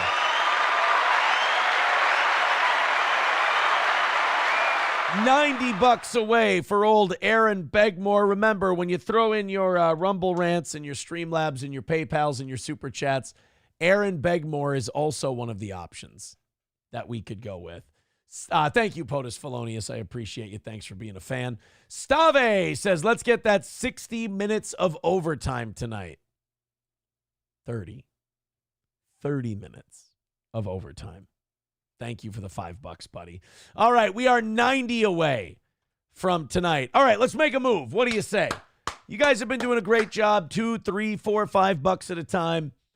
Let's hammer out the Jack Brennan, of course, with 20. Thank you very, very much. Let's really get it. Let's hammer it out. Let's go in for the kill. $90 away. Let's do a little $10 Tuesday. Let's do a little Venmoing. Let's do a little PayPaling. Let's knock this thing out and do 30 minutes of overtime. Now wait a minute, Taste Fairy Alto. I don't know if I want to go with Aaron Begstein. That seems a little aggressive. Doom Clone says, Aaron, I see you adjusted the shot again. However, you are still disrespecting the MyPillow guy. Fix it. You know what? Just for you. Let's do this. Oh, no, never mind. I can't. Damn it. I'm going to fix it for you, Doom. Here we go. We're going to fix it for Doom Clone. Just...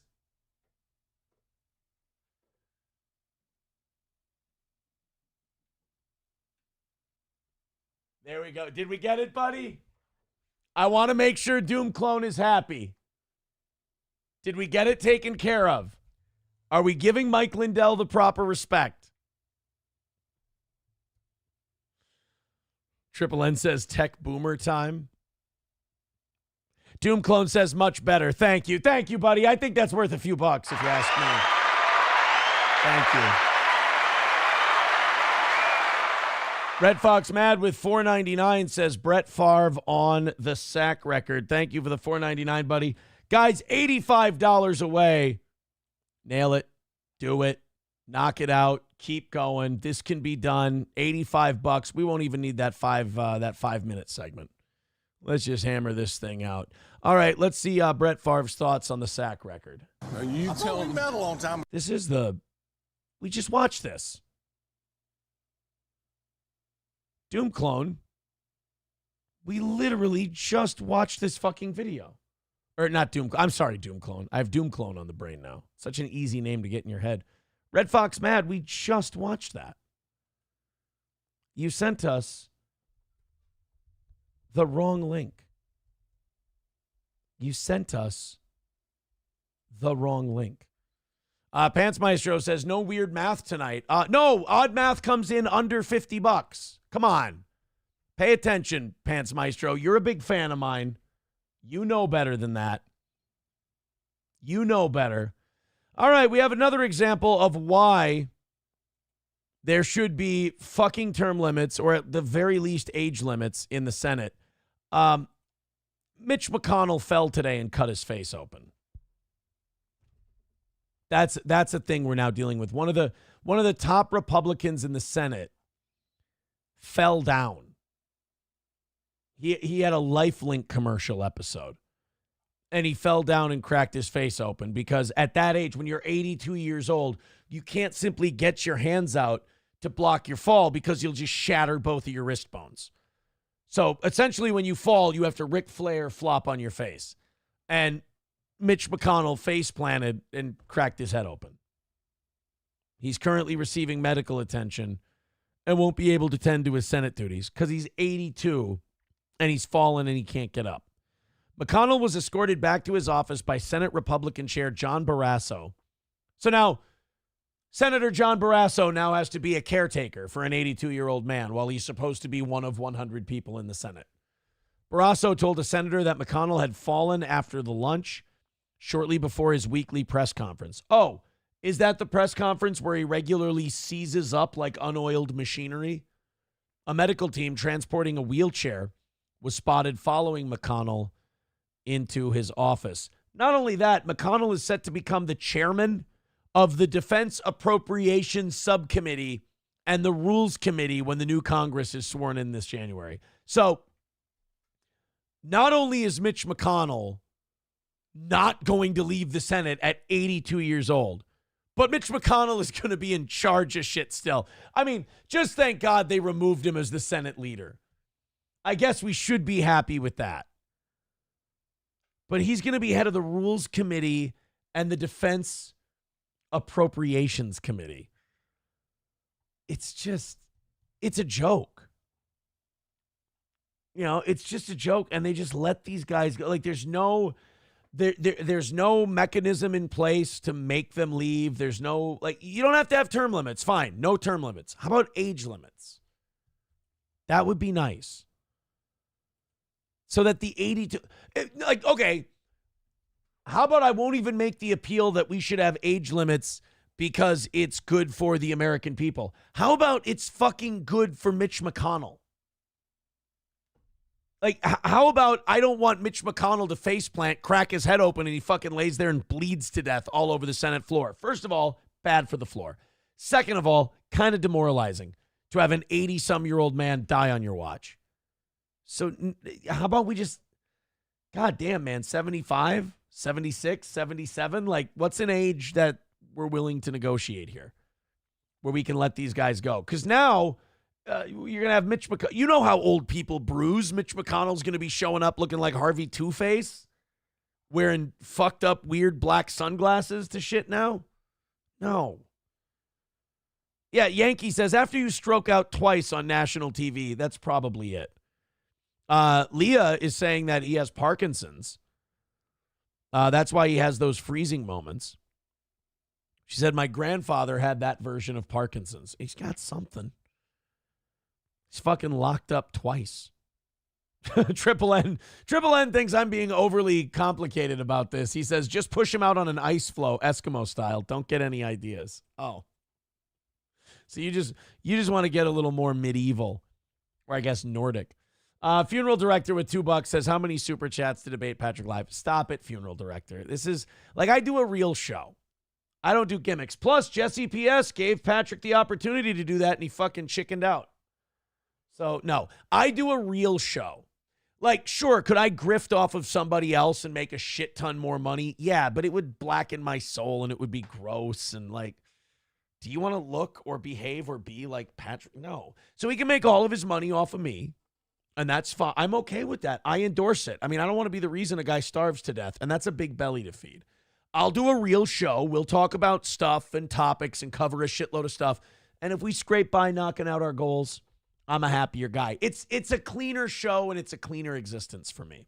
That's and I know that's going to make him mad and you mad and his fans mad, but like, I ain't criticizing. If that's what they want to do, that's fine. If that's what you guys want to do. This is just the way I want to do things. I'm sorry if that makes you upset. By the way, speaking of knocking out goals, 85 away from tonight. Let's do it. Let's do it. 85 away, rally up. Hey, I got to tell you, nothing from PayPal and Venmo tonight. It's all been super chats, barely any Rumble rants either. So let's diversify this shit a little bit.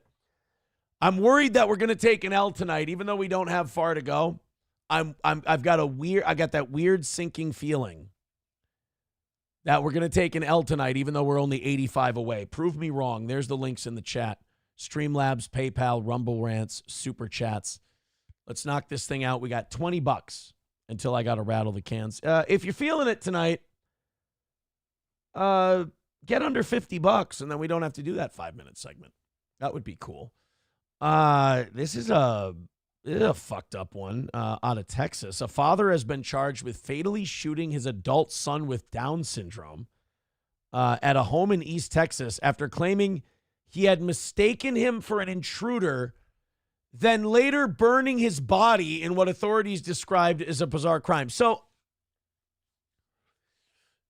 you shoot a guy. Now in Texas, this is not uncommon that you shoot first and ask questions later. You know, in Texas, if you feel like someone's breaking into your home, you get them. Oh, wow. Loaded Wrench with $5 says, can I ban funeral director for pushing PDF file shit? Say the word. Oh, if people are doing anything like PDF stuff in YouTube, yeah, my mods have total free reign to get that shit out of there. Ball busting is cool. I think that's great. And like triggering the shit out of people, that's what I do best. But if people are doing PDF and kid shit, and I understand a lot of them are Melton fans, so it's understandable that they would be that way, cut them loose because they cheapen, like they even cheapen me, and that's hard to do. So yeah, Loaded Wrench, if someone's doing PDF stuff, they got to go. $80 away from knocking it out tonight. Dive Bar with $5 says, hashtag fuck Andrew. How do you shoot somebody with Down syndrome? I didn't know you could shoot Down syndrome. Oh, no, Dive Bar, he didn't. Yeah, there's not a, I can see where that would be confusing. There is not a Down syndrome gun where you can shoot someone with Down syndrome. That's, you're misunderstanding. His son has Down syndrome, and he then shot him. But then, okay, you shoot your son with Down syndrome. But then once you realize that it's your son, you call the police and you go, I thought I had an intruder. It was my son. He has Down syndrome. I feel terrible. I'm heartbroken. The cops are going to understand. I really don't think you'd go to jail for that. Maybe I'm being naive. But I think if you accidentally shoot your son and it's a misunderstanding and he has, he's mentally compromised, he's diminished, he's special needs, and you mistook him for a burglar, that's understandable, and I don't know if the cops would press charges. It's once you discover it's your son and then you bury him in the dirt anyway, that's where we have a hard time believing your story. Funeral director with $2 says, you don't want to block me, bud. Stop. That weird internet tough guy shit is just kind of, ugh. That's just kind of gay. Don't be gay. Like, be cool. Be fun. Don't be gay. Copperhead with $10 says, no L for this loser. And Vidam with $5 says, Luigi's lawyer talking to Chris Cuomo. Ooh, we'll play that for overtime. We'll check that out. How did Chris Cuomo get that interview? $65 away from tonight's goal. Guys, keep it going. We're almost there. Thank you very much, Vidam and Copperhead. $65 away from knocking it out tonight. Let's hammer it out without the 5-minute segment. Keep her going. We appreciate your contributions in a big way. 65 away. Appreciate it. So Michael C. Howard, 68 years old, who is an attorney in Houston. He's a lawyer too. Told investigators he was at a home he owns in Sabine County on Sunday when he accidentally killed his 20-year-old son, Mark Randall Howard, with a shotgun. Sabine County Sheriff's Office Deputy J.P. McDonough said at a news conference. So this is his property. So naturally, if someone comes onto that property, it's, I guess, kind of easy to suspect that they wouldn't belong there, or they wouldn't be welcome there. Now, the officer said it's a bizarre crime anywhere you are just because of the nature of the event. Mr. Howard committed this act and in the furtherance of that, burned the body and cleaned the crime scene, which as an investigator, I would take as indicative of nefarious purposes or for nefarious. Yeah, I mean, again, accidentally shooting the guy if it's dark out and you're in a secluded area, I get it. I understand. But then burning the body afterwards, I have a hard time believing you didn't know it was your son by that point. K. Fallen the Great with $5 says, where's my spiraled Asian and ham? I don't sell Asians, but I hear Johnny sells a fine Christmas ham. $60 away from tonight's goal. Get it, get it, get it. Great job, guys. Keep her going. The rally is alive.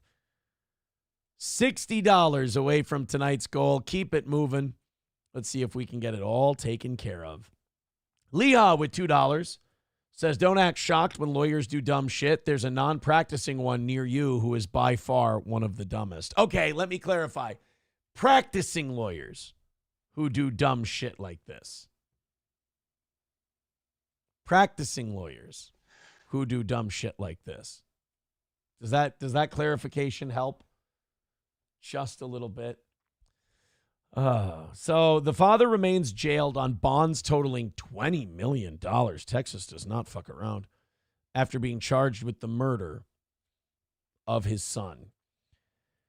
Yeah, like I said, if you would have just right after, you would have called and you would have said, oh shit, I just shot my kid. Like, you explained to him the circumstance around it. It seems like, they might go easy on you. But again, the minute you set his body on fire, people start to think you might have meant it. $1 from Dive Bar says Johnny also sells Down syndrome rifles. Now I have to defend Johnny on that one. That is not accurate. That is not accurate. $60 away from tonight. Keep it going, guys. We're getting very close. We still got another 18 minutes. Let's get it under $50 by the end of the hour, and that way we don't have to do that 5-minute rally thing. That would be nice. Let's get it to 0 and call it another win for the toe. All right, this makes me happy. I know I shouldn't care. I know a lot of you won't care, but this was a demon spawn couple from hell, and I'm glad it's going poorly for them. Megan Fox and Machine Gun Kelly are breaking up. Like, he's one of the worst guys. Like, he is such a fag. Like, it's just, if he's not being a drug addict, he's being a try-hard, like, cringy, emo teenager. And he's just really hard to take. When I heard him talking about taking ayahuasca on Howard Stern, ugh. I was just hoping somebody would come in and hit him with a metal chair. But he knocked up Megan Fox, and now they're breaking up, which makes me so happy because they were like a douchey version of the Angelina Jolie, Billy Bob Thornton thing. Like, remember Angelina Jolie and Billy Bob had like the vials of each other's blood around their neck? And they were just kind of weird in general. Those two were like that, only Billy Bob Thornton is cool, and Machine Gun Kelly's just an insufferable douche. Try hard, cringy douche. Megan Fox and Machine Gun Kelly have split just months before the arrival of their baby. You got to feel like you dodged a bullet, too, if you're her ex-husband. Because he got the fuck out of there, too, and I think he got the kids most of the time as well. Sources tell TMZ that Megan and MGK ended things over Thanksgiving weekend. Aw, did we not have a good Thanksgiving? That's too bad. We're told the reason for the split is that Megan found material on MGK's phone that was upsetting, and it made her want to leave the trip early. Ooh. I know a lot of you are thinking, you're like, yeah, but MGK's like a really tall, spindly dork. Like, why would he cheat on Megan Fox? Well, look, it's the old saying, you show me the hottest woman alive, I'll show you a guy tired of fucking her. MGK dipped out of the trip early, and since then, the former couple haven't seen each other, and they are not together at this time. The breakup, they say in the TMZ article, the breakup is a little complicated since Megan is pregnant with MGK's baby and is due in March. Yeah, that does make it a little weird. It's almost like if two retards with no foresight get together, they might want to use some protection. Perhaps. Just, you know what? Fuck it. Do it your way. I'm sure you'll be fine. Turd Burglar says, so he knocked her up and left? Sounds familiar. I left and then knocked her up. Thank you very much. Thank you very much to Vidam with $5. Vidam says, how much for a whole ham from Johnny? Does he sell the honey ham? How much for that egg chair Johnny is selling? You'll have to ask him tomorrow. I'm not Johnny's manager. I don't handle his sales affairs. All's fair in love and war with a red boy. $100 from All's Fair in Love and War says, just because.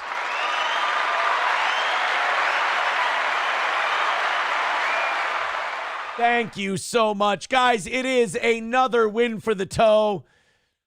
Look, if you came here to watch us lose tonight, I'm really sorry. It'll happen again.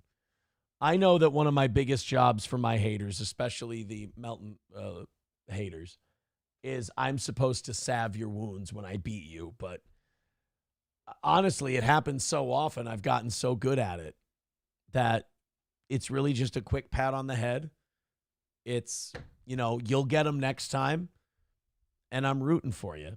Thank you to All's Fair in Love and War. Thank you for that $100. We want the gold, sucker. Hulk Hogan, we coming for you, nigga. She gets both of them. She gets both of the. There we go. Thank you very much, All's. Actually, Johnny gave us a Ric Flair clip to use for $100 donos. I do, you know what? I do have it. Let's also put All's Fair in Love and War on the board. She is now in 4th place. She has surpassed Trucker 18-Wheeler, who's at $82. She's on the board with a hundo. Thank you very much. All right, let's I'm going to drop this in here. Ric Flair, and this will be the new $100 one. Downloads and hold up. All right, here you go. All's Fair in Love and War with $100. Let's do this the right way. Go ahead. All's Fair, Love and War for the $100. Good. So now we've got our 20, we've got our 50, and we've got our 100. Thank you very much from Johnny for doing that tonight. By the way, All's Fair in Love and War. Thank you very much for that $100. You have no idea how many people you just drove nuts. You drove them insane. And I hope it makes you as happy as it makes me. All right, so now we can get to that Chris Cuomo, Luigi Mangione attorney interview. You know, it is kind of strange. I'm keeping that red one up there, though.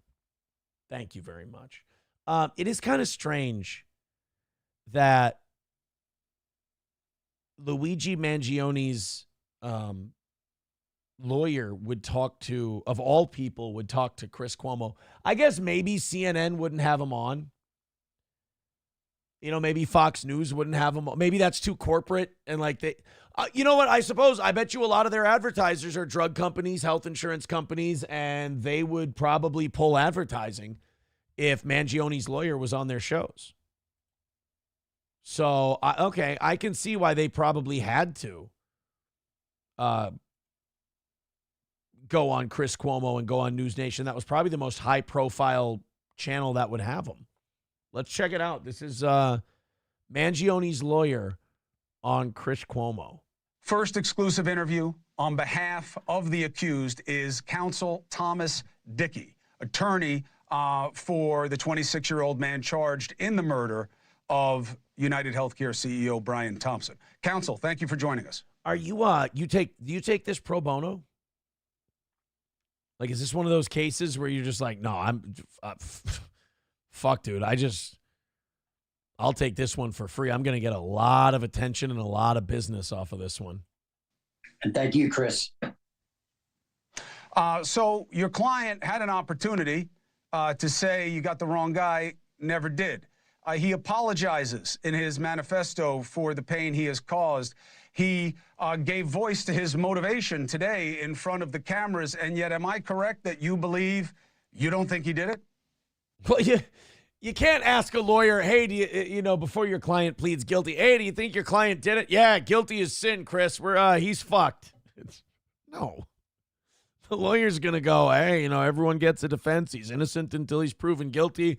The burden is on the state to prove that he did what he did. And, you know, Chris Cuomo's like, hey, your client's acting like a total asshole and he's yelling about all the shit he did. You still think he's not guilty? Like, this must be what it would be like for, like, one of the law tubers to talk to Rekieta's lawyer. Like, hey, your client says he's been doing mountains of cocaine and, you know, that, you know, he's been doing this, that, and the other thing, and he's been talking about drugs and all this shit, and he's been getting fucked up and going on people's streams.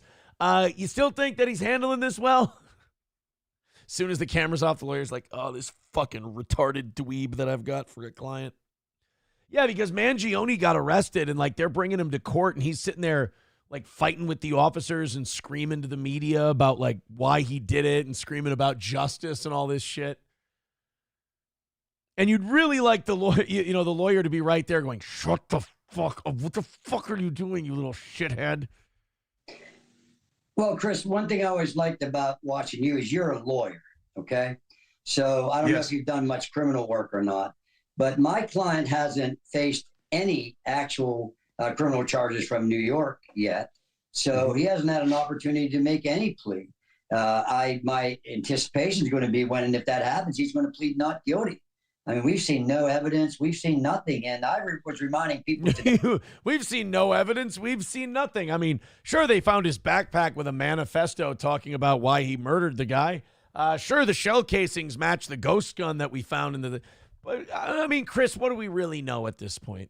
Hey, you talk about America a little bit and what some wonderful things about this country, and particularly in the criminal justice system, and that's the presumption of innocence. And I don't want people to jump to, these prejudgment things because nobody would ever want that if they were accused or one of their loved ones were accused. I like this guy. He's good. He's one of the good defense attorneys. Like, you can't be like, oh, he's slimy and he's a piece of shit. Like, you can't say that because, like, what's he supposed to do? He's representing his client as best he can and he's making a good go of it and he's confident and he's smooth. I'd feel comfortable if this guy was my attorney. Don't get me wrong. I like my guy. He's great. He's cold, man. I like my guy, but this guy's good too. And was the big hearing today. I haven't seen any evidence yet. I don't even know if this is him or whatever. So we're going to test those waters and give the government a chance to bring some evidence forward. Do the job. Let me ask you something. In terms of developing why he would not be responsible, what understanding do you have about this quiet period that this guy had where nobody could get in touch with him after his surgery, where people were worried about him, that led his family to report him missing? What do you know about? Now that I've gone through this process a little bit, this lawyer does not know all that shit yet. Like it's been 24 hours. He doesn't really know any of this stuff yet. He's just kind of like what this lawyer's job is right now going on TV like this. He's trying to make himself the public face of Luigi Mangione and keep Luigi off the cameras as much as possible. When they think Luigi Mangione, he wants the media and everyone else to think the lawyer going on there smooth talking. They don't want it to be the crazy guinea fucking screaming, while he's up against the wall.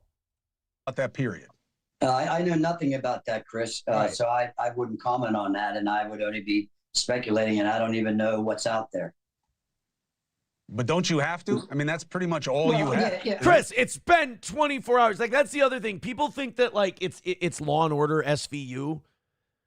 That, you get arrested, you get a lawyer, and then right away that lawyer knows everything. And it's like, no, that shit takes time, because if you get a good lawyer, that good lawyer's going to have, you're not his only case. And that's why this shit gets dragged out as long as it does, so they can gather all the facts, get all the information. You guys can meet, you can talk, all of that stuff. So, this guy's not going to know everything. This guy has probably spent less than an hour with Luigi Mangione so far. He hasn't really spoken to him much. Well, yeah, Chris. And like I said, I'm not, if I disappoint you, I'm sorry and too bad. But I've been involved in this case for, probably less than, 12 hours now. Yeah. And I've, as a lawyer should do, is I got to look at evidence. And, I'm not going to go by conjecture and opinions and speculation, what people think. We as lawyers look at evidence. So, tomorrow will be another day, and we're gonna start looking into that. Have you had a chance to speak to your client? I have. And how did you meet him in terms of his demeanor and disposition towards this? As I told everybody today, Chris, my idea was to develop a relationship, a bond, so to speak, an attorney-client relationship. Where I want to have him have trust and faith in me, and vice versa. And so I thought that we accomplished that today, and so I'm pleased with that. Follow-up question. What was the nicest way you told him to shut the fuck up? We just want to know the kindest way you were able to tell your client, hey, enough of the bullshit. With that, in the short time we've had together. Is there anything he wanted you to express to the rest of us? He wanted me to tell his mama that he loves the sauce, Chris. And he wanted me to call you Fredo. Not really. And if he did, Chris, you're familiar with the attorney-client privilege, and I can't talk, and I won't talk about anything. That's why I asked you. That's why I asked you, did he ask you to express anything to the rest of us? Not, did he tell you a secret that you feel like sharing? Well, no, if you ask me what he asked me, that is a conversation we've had, and I think that's attorney-client privilege, and I'm not going to touch that. I like this guy. This guy's all right. I mean, his client's a fucking banana that fell off the tree, but I like the attorney. He's got a good one. That's not what I'm asking. And I think you do take this pro bono, right? Because just going on these TV shows, you're going to make a huge name for yourself, and you're going to, like I said, you're going to get a lot of business just off of this. How did you? Or maybe I've been watching too much TV. How did you assess him in terms of, does he seem okay to you? Did he seem healthy? Did he seem able to focus and understand you? Did he seem balanced?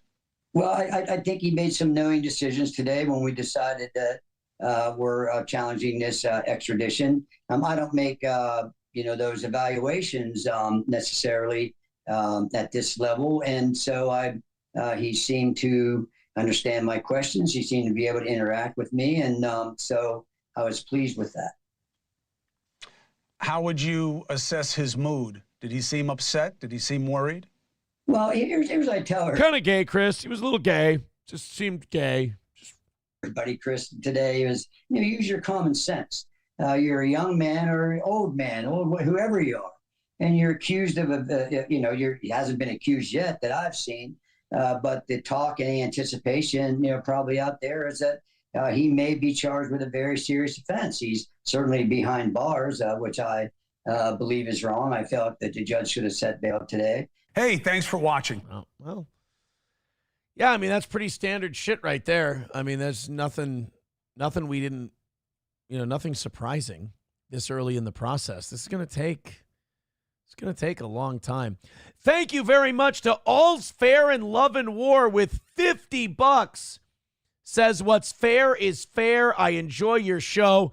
Give her the $50 drop. We want the gold, sucker. Hulk Hogan, we coming for you, nigga. Thank you very much. All's Fair in Love and War, dropping $150 on the toe. That means that she is now in second place, right under Silverwolf, trailing by $7 in the Chad Buzamok donor ratings. It also means you guys are $40 into tomorrow morning. Thank you very, very much. So this has been, shit, man, this has been a great night. Thank you guys so much for your contributions. So kind of you. And All's Fair in Love and War, definitely the big winner for this evening. Thank you so much. I'm humbled by your contribution. Yeah, the Copers are saying that it's SP. I'm sorry, guys. I'm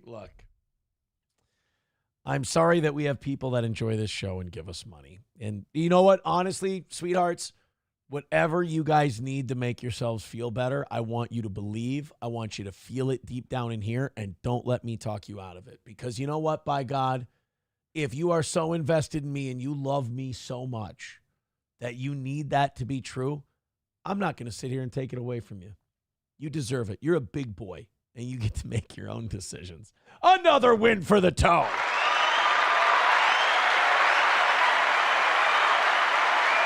Well, guys, let's check out one of the hot spots, one of the trouble spots in the world, and see if things are getting better. Sometimes you go and you check on a part of the world that's had some problems, and you realize, you know what? They're slowly but surely getting better. Like in a year or so, we're going to check back in on Syria. And we're going to go, hey, Syria is not as bad as it was last year. They're going through a lot of turmoil, but they've really seemed to straighten shit out. Or like Iraq. Iraq's not as much of a mess as it was, back in the Obama administration or the Bush administration. Iraq is getting better. Let's check in on Haiti. It's been a while, right? Last time we checked in on Haiti, they were sending a bunch of goose and cat eaters over to Ohio, right? Was that the story the last time we checked on Haiti? They also had a guy named Barbecue running the joint, didn't they? Barbecue's dead, isn't he? I think they killed Barbecue. Barbecue. Oh, no, maybe they didn't. I thought I saw somewhere that Barbecue got killed. UN evacuation in Haiti. Police assault stronghold of gang leader Barbecue. That was 2 weeks ago. Oh. I hope I'm not dreaming about Mr. Barbecue. The United Nations has ordered the evacuation of its staff from Haiti's capital of Port-au-Prince as clashes between armed gangs, the police, and civilians armed with machetes intensified in recent days. Okay, so this was November 25th. This was a few weeks ago. All right? They're trying to fight with Barbecue. You got the cops are fighting people with machetes. It's some real children of the corn shit going on. So I have an idea. 3 weeks later, let's see how things are going. Let's see how Barbecue's doing. Let's see if Haiti's maybe turning around. Latest from CNN. Haiti gang massacre leaves over 180 dead after voodoo accusations. Fuck. All right, so things are not going so well in Haiti, I suppose. Yes, we had to kill 180 people. We found out they were doing voodoo Apparently, we found these people who call themselves doctors injecting children with things called vaccines so they would not get diphtheria and tetanus and measles and mumps and rubella. We had to kill the witch doctors for this. What? You killed 180 people. Did you get rid of the voodoo at least? Is the voodoo gone? I would think if you kill 180 people, you can take care of the voodoo problem in Haiti. Real quick, $50 from All's Fair in Love and War. Oh, guys, she doesn't like it when you call her SP. She says, no, not SP, just me here in Denver. Guys, that is now $200 from All's Fair in Love and War. Give her the $50 drop. We want the gold, sucker. Hulk Hogan, we coming for you, nigga. So now you guys are $75 into tomorrow morning. And you know, if I wasn't going to SP's house after the show, I would say we're now $15 away from making up for last night and giving you guys that overtime, but I can't do it. I can't give you an hour extra of overtime today. So you know what? All's Fair in Love and War, thank you very much. That's very kind of you. You've been so very nice. We appreciate your support of this program. You have you've given the morning show audience a huge head start of about $75, which is great. Thank you so much. This week is starting to shape up like last week with being ahead and whatnot. But honestly, if we do any more than this, I'm going to feel guilty. Pants Maestro said, she's doing it. It's SP, and that's okay. I think it's cute. Hey, Pants Maestro, what did I tell you? Whatever it takes for you to be happy, buddy. I just want my fans to be happy. That's all I want. And I want my haters to seethe. It's a guilty pleasure of mine. So Haiti's government says the country's gangs have crossed a, quote, red line after allegedly killing over 180 people over the weekend after a gang leader reportedly blamed voodoo adherents for his child's grave illness. Oh, fuck. So basically the Haiti civil war breaks down like this. You have the government, right? And they've decided to fuck off. They are not in charge. Haiti is very like early 90s Somalia at this point. And the people in charge are these gangs or these militias. And they've got anything from guns to machetes to, I guess, just eating people. I don't know what the fuck they're doing. But they're now, like, Haiti has basically broken down into gang warfare. And different groups control different parts of the country. I think Port-au-Prince is still being run by barbecue, if I'm not mistaken. That's right. The George Washington of Haiti is named Barbecue. But I love how the Haitian government goes, hey, they killed this one gang. They killed 180 people. That's a red line for us. Well, hey, guys, don't draw those lines in the sand so deep. I mean, don't do anything you can't get back. Jesus Christ. 180 people is too far. How about the fact that the gang leader got a sick kid? And he's like, this has to be the work of voodoo shamans. Go kill all the people. Fuck.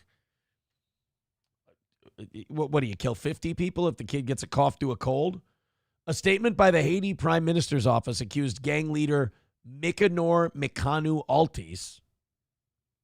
That guy's not going to make it. I'm telling you right now, whatever gang he leads is not going to be a successful gang. You need a barbecue. You need a name. You need a hook. You need an angle. Haiti and their gang warfare as much as about, it's about presentation and marketing as much as it's about anything else. And Mikano is not going to get it done. Not when you got guys like Barbecue running around. Mikanor ordered the killing of elderly residents in the neighborhood over suspicions that witchcraft made his child sick, according to Haiti's National Human Rights Defense Network. Fuck.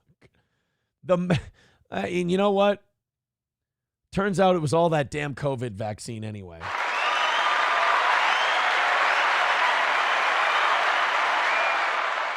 The massacre was triggered by the severe illness of his child. Mykonos sought advice from a voodoo priest who accused elderly people in the area of practicing witchcraft and harming the child. On Friday, December 6th, Mykonos shot and killed at least 60 elderly individuals. On Saturday, he and his group killed at least 50 more using machetes and knives. Despite his actions, his ill child passed away. So, guys, you know how I said I wanted to give everyone an update on what's going on in Haiti? Here's the long and short of it. They're still really fucked.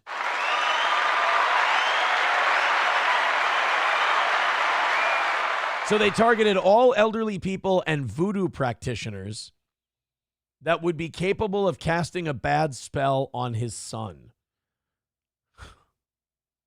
127 of the 184 people killed in the massacre were elderly. At what point as a people, at what point do the people of Haiti go, I'm starting to think we might be going down the wrong path here? I'm starting to think that maybe we're fucking up. Adam with $1. Thank you very much. And All's Fair in Love and War with another $100. Very much. All's Fair in Love and War. She's being very pushy. She says, I want to be on the top of that board right now. All right. Usually I change this after the show's over. But somebody drops $300 on this show in one night. Oh, and by the way, Melton fans who were talking about this earlier, sorry, I beat your boy tonight. Sorry about that. Sorry about that. You can see through them. You guys can have your group therapy session about me later. It's totally fine. You guys are now only about $200 away from tomorrow morning as well. I appreciate it. Sorry, Silver Wolf. I'm going to put you back up there tomorrow morning. Don't worry. But All's Fair in Love and War wants her name up here.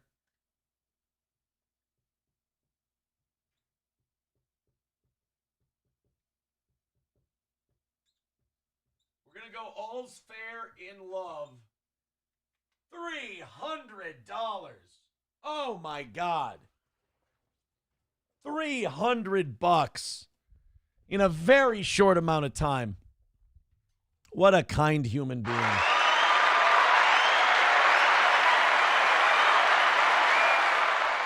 Unbelievable. Unbelievable. Taste Fairy Ialto says $100 says that clip is going to get him popped. Yeah, you know what? Good point. We're going to have to check that. We're going to have to, I'll keep an eye on it. Dive Bar with $1 says people don't give you enough credit. You're up until 10 at night and then right back up at 6 in the morning to do a show every day. Hashtag fuck Andrew. I don't need credit. I really don't. Like, you guys love the show. We've been doing our best numbers ever for months now. That's all I need. Look, and I know the people who don't like me, I know they have to begrudgingly give me credit. That makes me happy too. So to me, it all works out in the end for the old toe. 205 away from tomorrow. God, you guys are already, you guys, All's Fair in Love and War is already got us about 205 away from tomorrow morning. Thank you so much. So kind of you. And thank you for spending your drunk Tuesday evening with us. There was something I wanted to check out. Oh, you guys want to check out Keanu's show real quick? Dive Bar says, don't forget she's now a VIP. Absolutely. Yes, she is a VIP. Let's make sure we make that note right there. You guys want to check out Keanu's show real quick, seeing as Geno got his YouTube taken away? I don't know. I think it might be worth checking out. Or here's what we could do. We could make it 205 for the morning show audience right now. Or we could make it 295 for the morning show audience, and I give you guys an hour of overtime tomorrow night. Which one do you want? Do you want me to give that 90 back and you guys knocked out that $90 from last night tonight, and then tomorrow you guys get an hour of over? I think this money should go to the evening show people. Let's do that. Let's go. We're 295 away from tomorrow morning. The evening show audience gets that 90 from yesterday, and we're going to start with a half hour of overtime tomorrow night. And then if we knock out the goal tomorrow night, we'll do an hour of overtime. I think that's the way. I think the evening show money should stay with the evening show crowd as much as it can. I think it's fair. Toss Optic Nerve says, just do an hour tonight, Twinkle Toes. I can't, and I appreciate Twinkle Toes. I actually kind of like that nickname. I can't. I have to go to SPs. I can't let it get too late because when I go to SPs, I got to get up a little bit earlier in the morning. So, and I like to get there as early as I can and spend some time with my lady if I could. If I could. All right, let's see what's going on here. No, don't do that. You can stay and do a long show. I'm tired and hungry anyway. What? No. Don't. We'll do that tomorrow. I promise. Oh, man. Oh, boy. Oh, Geno says, do you want to push my Patreon? That would be great. Or I could come on and do it. You know I love being the heel. Not tonight. I'm at a bar getting drunk, but you know. Okay, well. Geno's drowning his sorrows this evening. Patreon.com/C/InHotWater is Geno's Patreon. That is Geno's Patreon account. Go ahead and follow it if you'd like. All right. She says, SP says, it's a happy message. I'm okay. Yeah, but I don't want to go on until 10 because then I'm not going to see you until 10:30 and it's going to be really late. And then, so I think we should just do it tomorrow morning. Nobody listen to this faggot. We are in charge. Oh, no. No, we'll give you guys some extra overtime tomorrow night. I think that's fair. All right, I just want to see if there's a little bit of dirt on old Geno Bisconte, and then we'll see what's up. Oh, you can fill it with liquid and suck out of the straw. Yes, and there's Jameson in there. We picked the perfect time to, because it can't really hold a White Claw. So just if you need, does it have a flat bottom? Let's go back to win the untoward award. Although I think it will be quite hard, as the front runner is Eugene. He wins the lifetime untoward award. He showed ball. If you're just tuning in, Geno showed balls on his YouTube channel today, and his YouTube channel got nuked. Again, because it's Untoward Tuesday, ladies and gentlemen. 100 million Kiki bucks for everyone here. Is that it? 100 million. She's given away a lot of Kiki bucks lately. I'd like to see what the Kiki bucks inflation rate is. I have a Kiki coin sitting around here somewhere. Actually, I might have thrown it out during all the drama and whatnot. I don't think I have a Kiki coin anymore. But I used to have one. I'm sure it's borderline worthless after she's just been printing Kiki bucks like it's fucking COVID relief money. Just gritty because, I don't know, from tiredness or from not sleeping well or from getting up early or... Come on. What do we got? There. Anything you good? live alone. Who could have placed it there? Anything good? Anything good? It's untoward. This worries me. Anything good? You can find Eugene on Rumble. But how long was Eugene going to last on YouTube? See, here's the thing about Geno. Geno could have lasted as long as he wanted to on YouTube. He just had to be a good boy. Just be a good boy, Geno. Like, you can do your shtick. You can do your thing. But you can do it in a way where you stay on the fucking air. Like, how long was Eugene going to last on YouTube anyway? As long as he wanted to. He could have made it work. I get the COVID stuff. I get the misinformation stuff. Like, that can trip anybody up. I've gotten a medical misinformation strike. It can happen. But showing balls on your stream is such an unforced error. You just got to make sure there's no balls in the thing you're going to put up on the show that day. Anyway. And now I feel gay because I'm going, hey, balls are easy to spot. It's like, yeah, if you're looking for them. By the way, thank you to All's Fair in Love and War with $20 before she leaves. Says, good night, take care. Nick sucks. Well, don't say that because Nick's got an Aaron obsession as it is.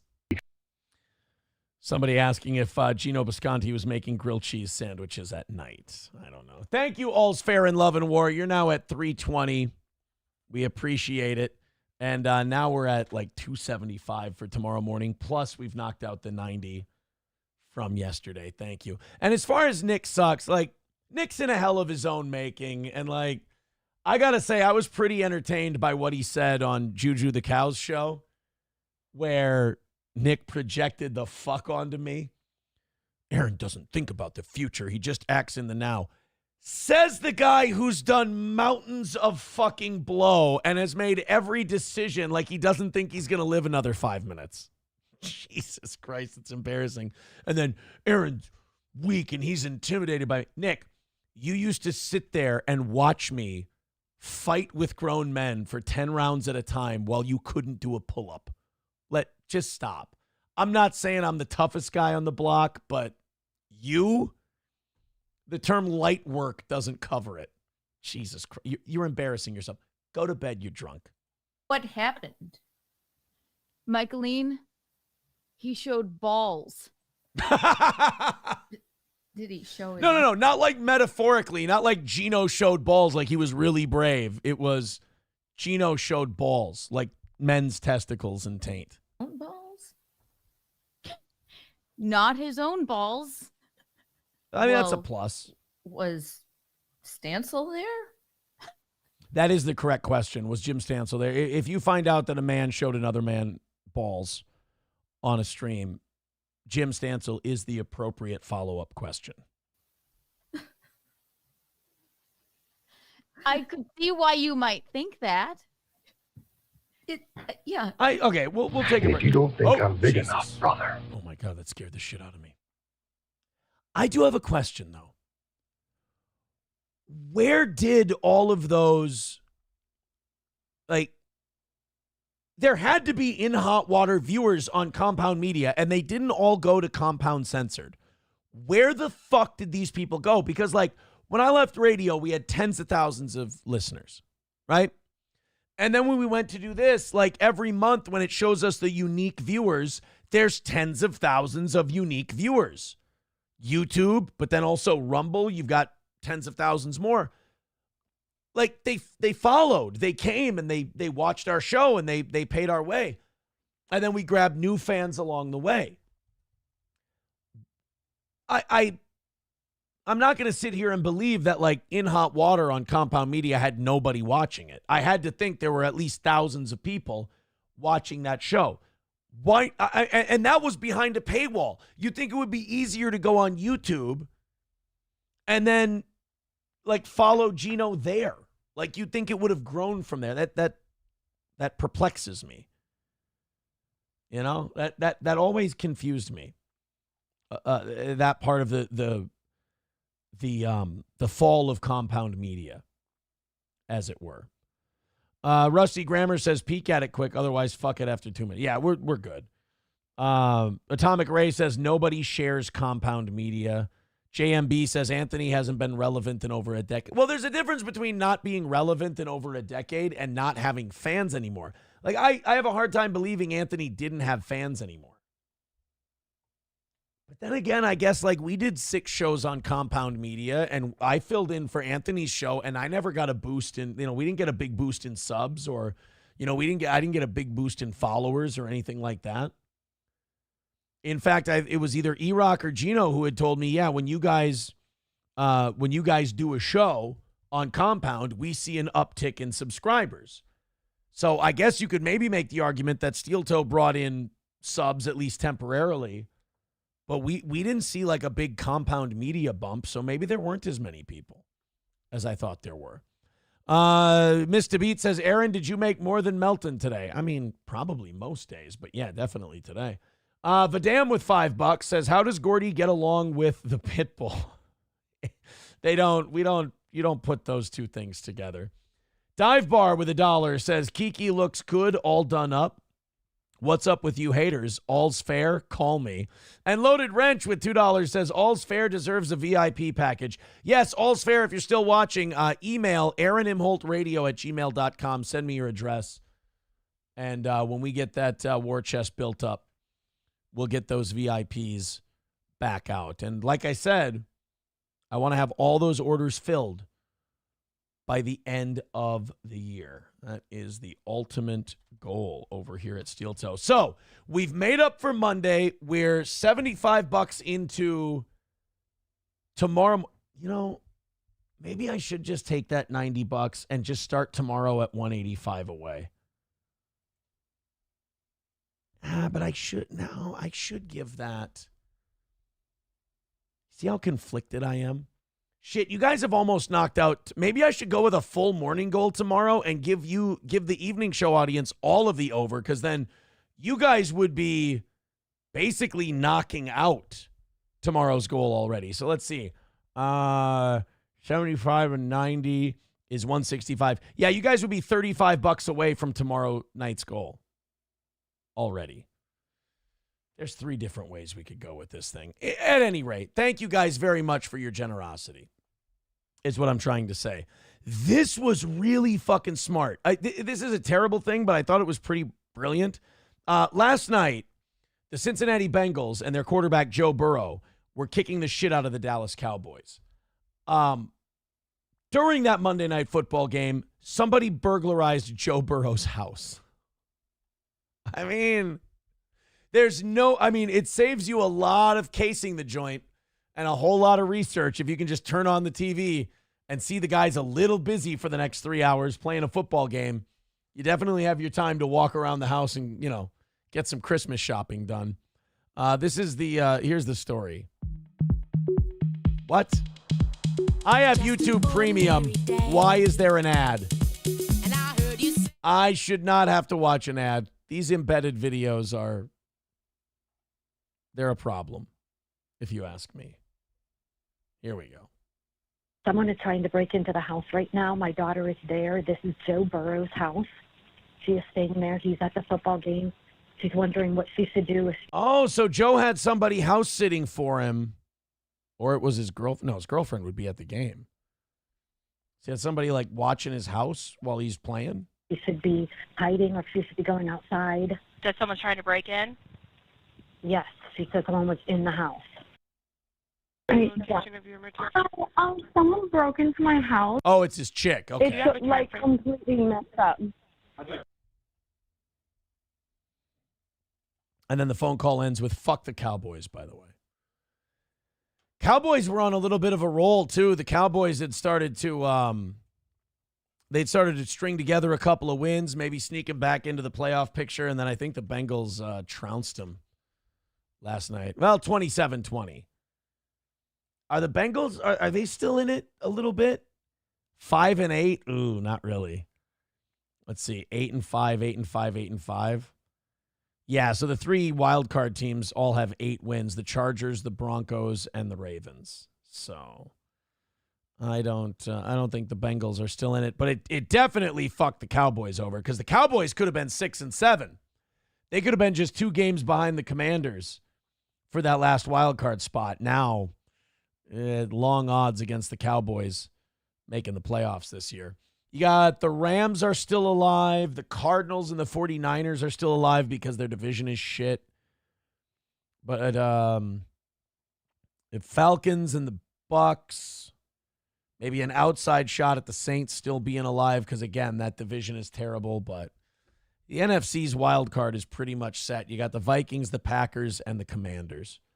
And one of those teams would have to have a colossal falling apart in order to fall out of the playoff picture.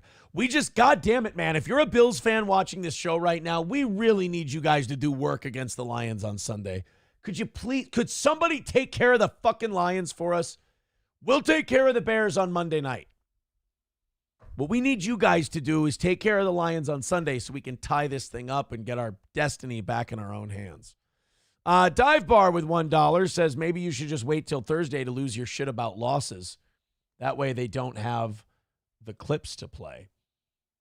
We haven't taken any losses. We're winning this week. We're doing a great job this week. Thanks to All's Fair in Love and War. Thank you very much.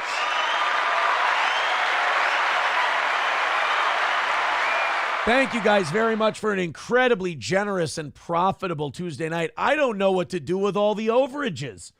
I'm trying to figure out what to do with all this shit that you guys threw at us. Thank you to All's Fair. She takes over the number one spot. We'll update that full scoreboard tomorrow morning. Bright and early, 6 a.m. Central Time. Can't wait to see you guys there. Ooh, I said goodbye a little early.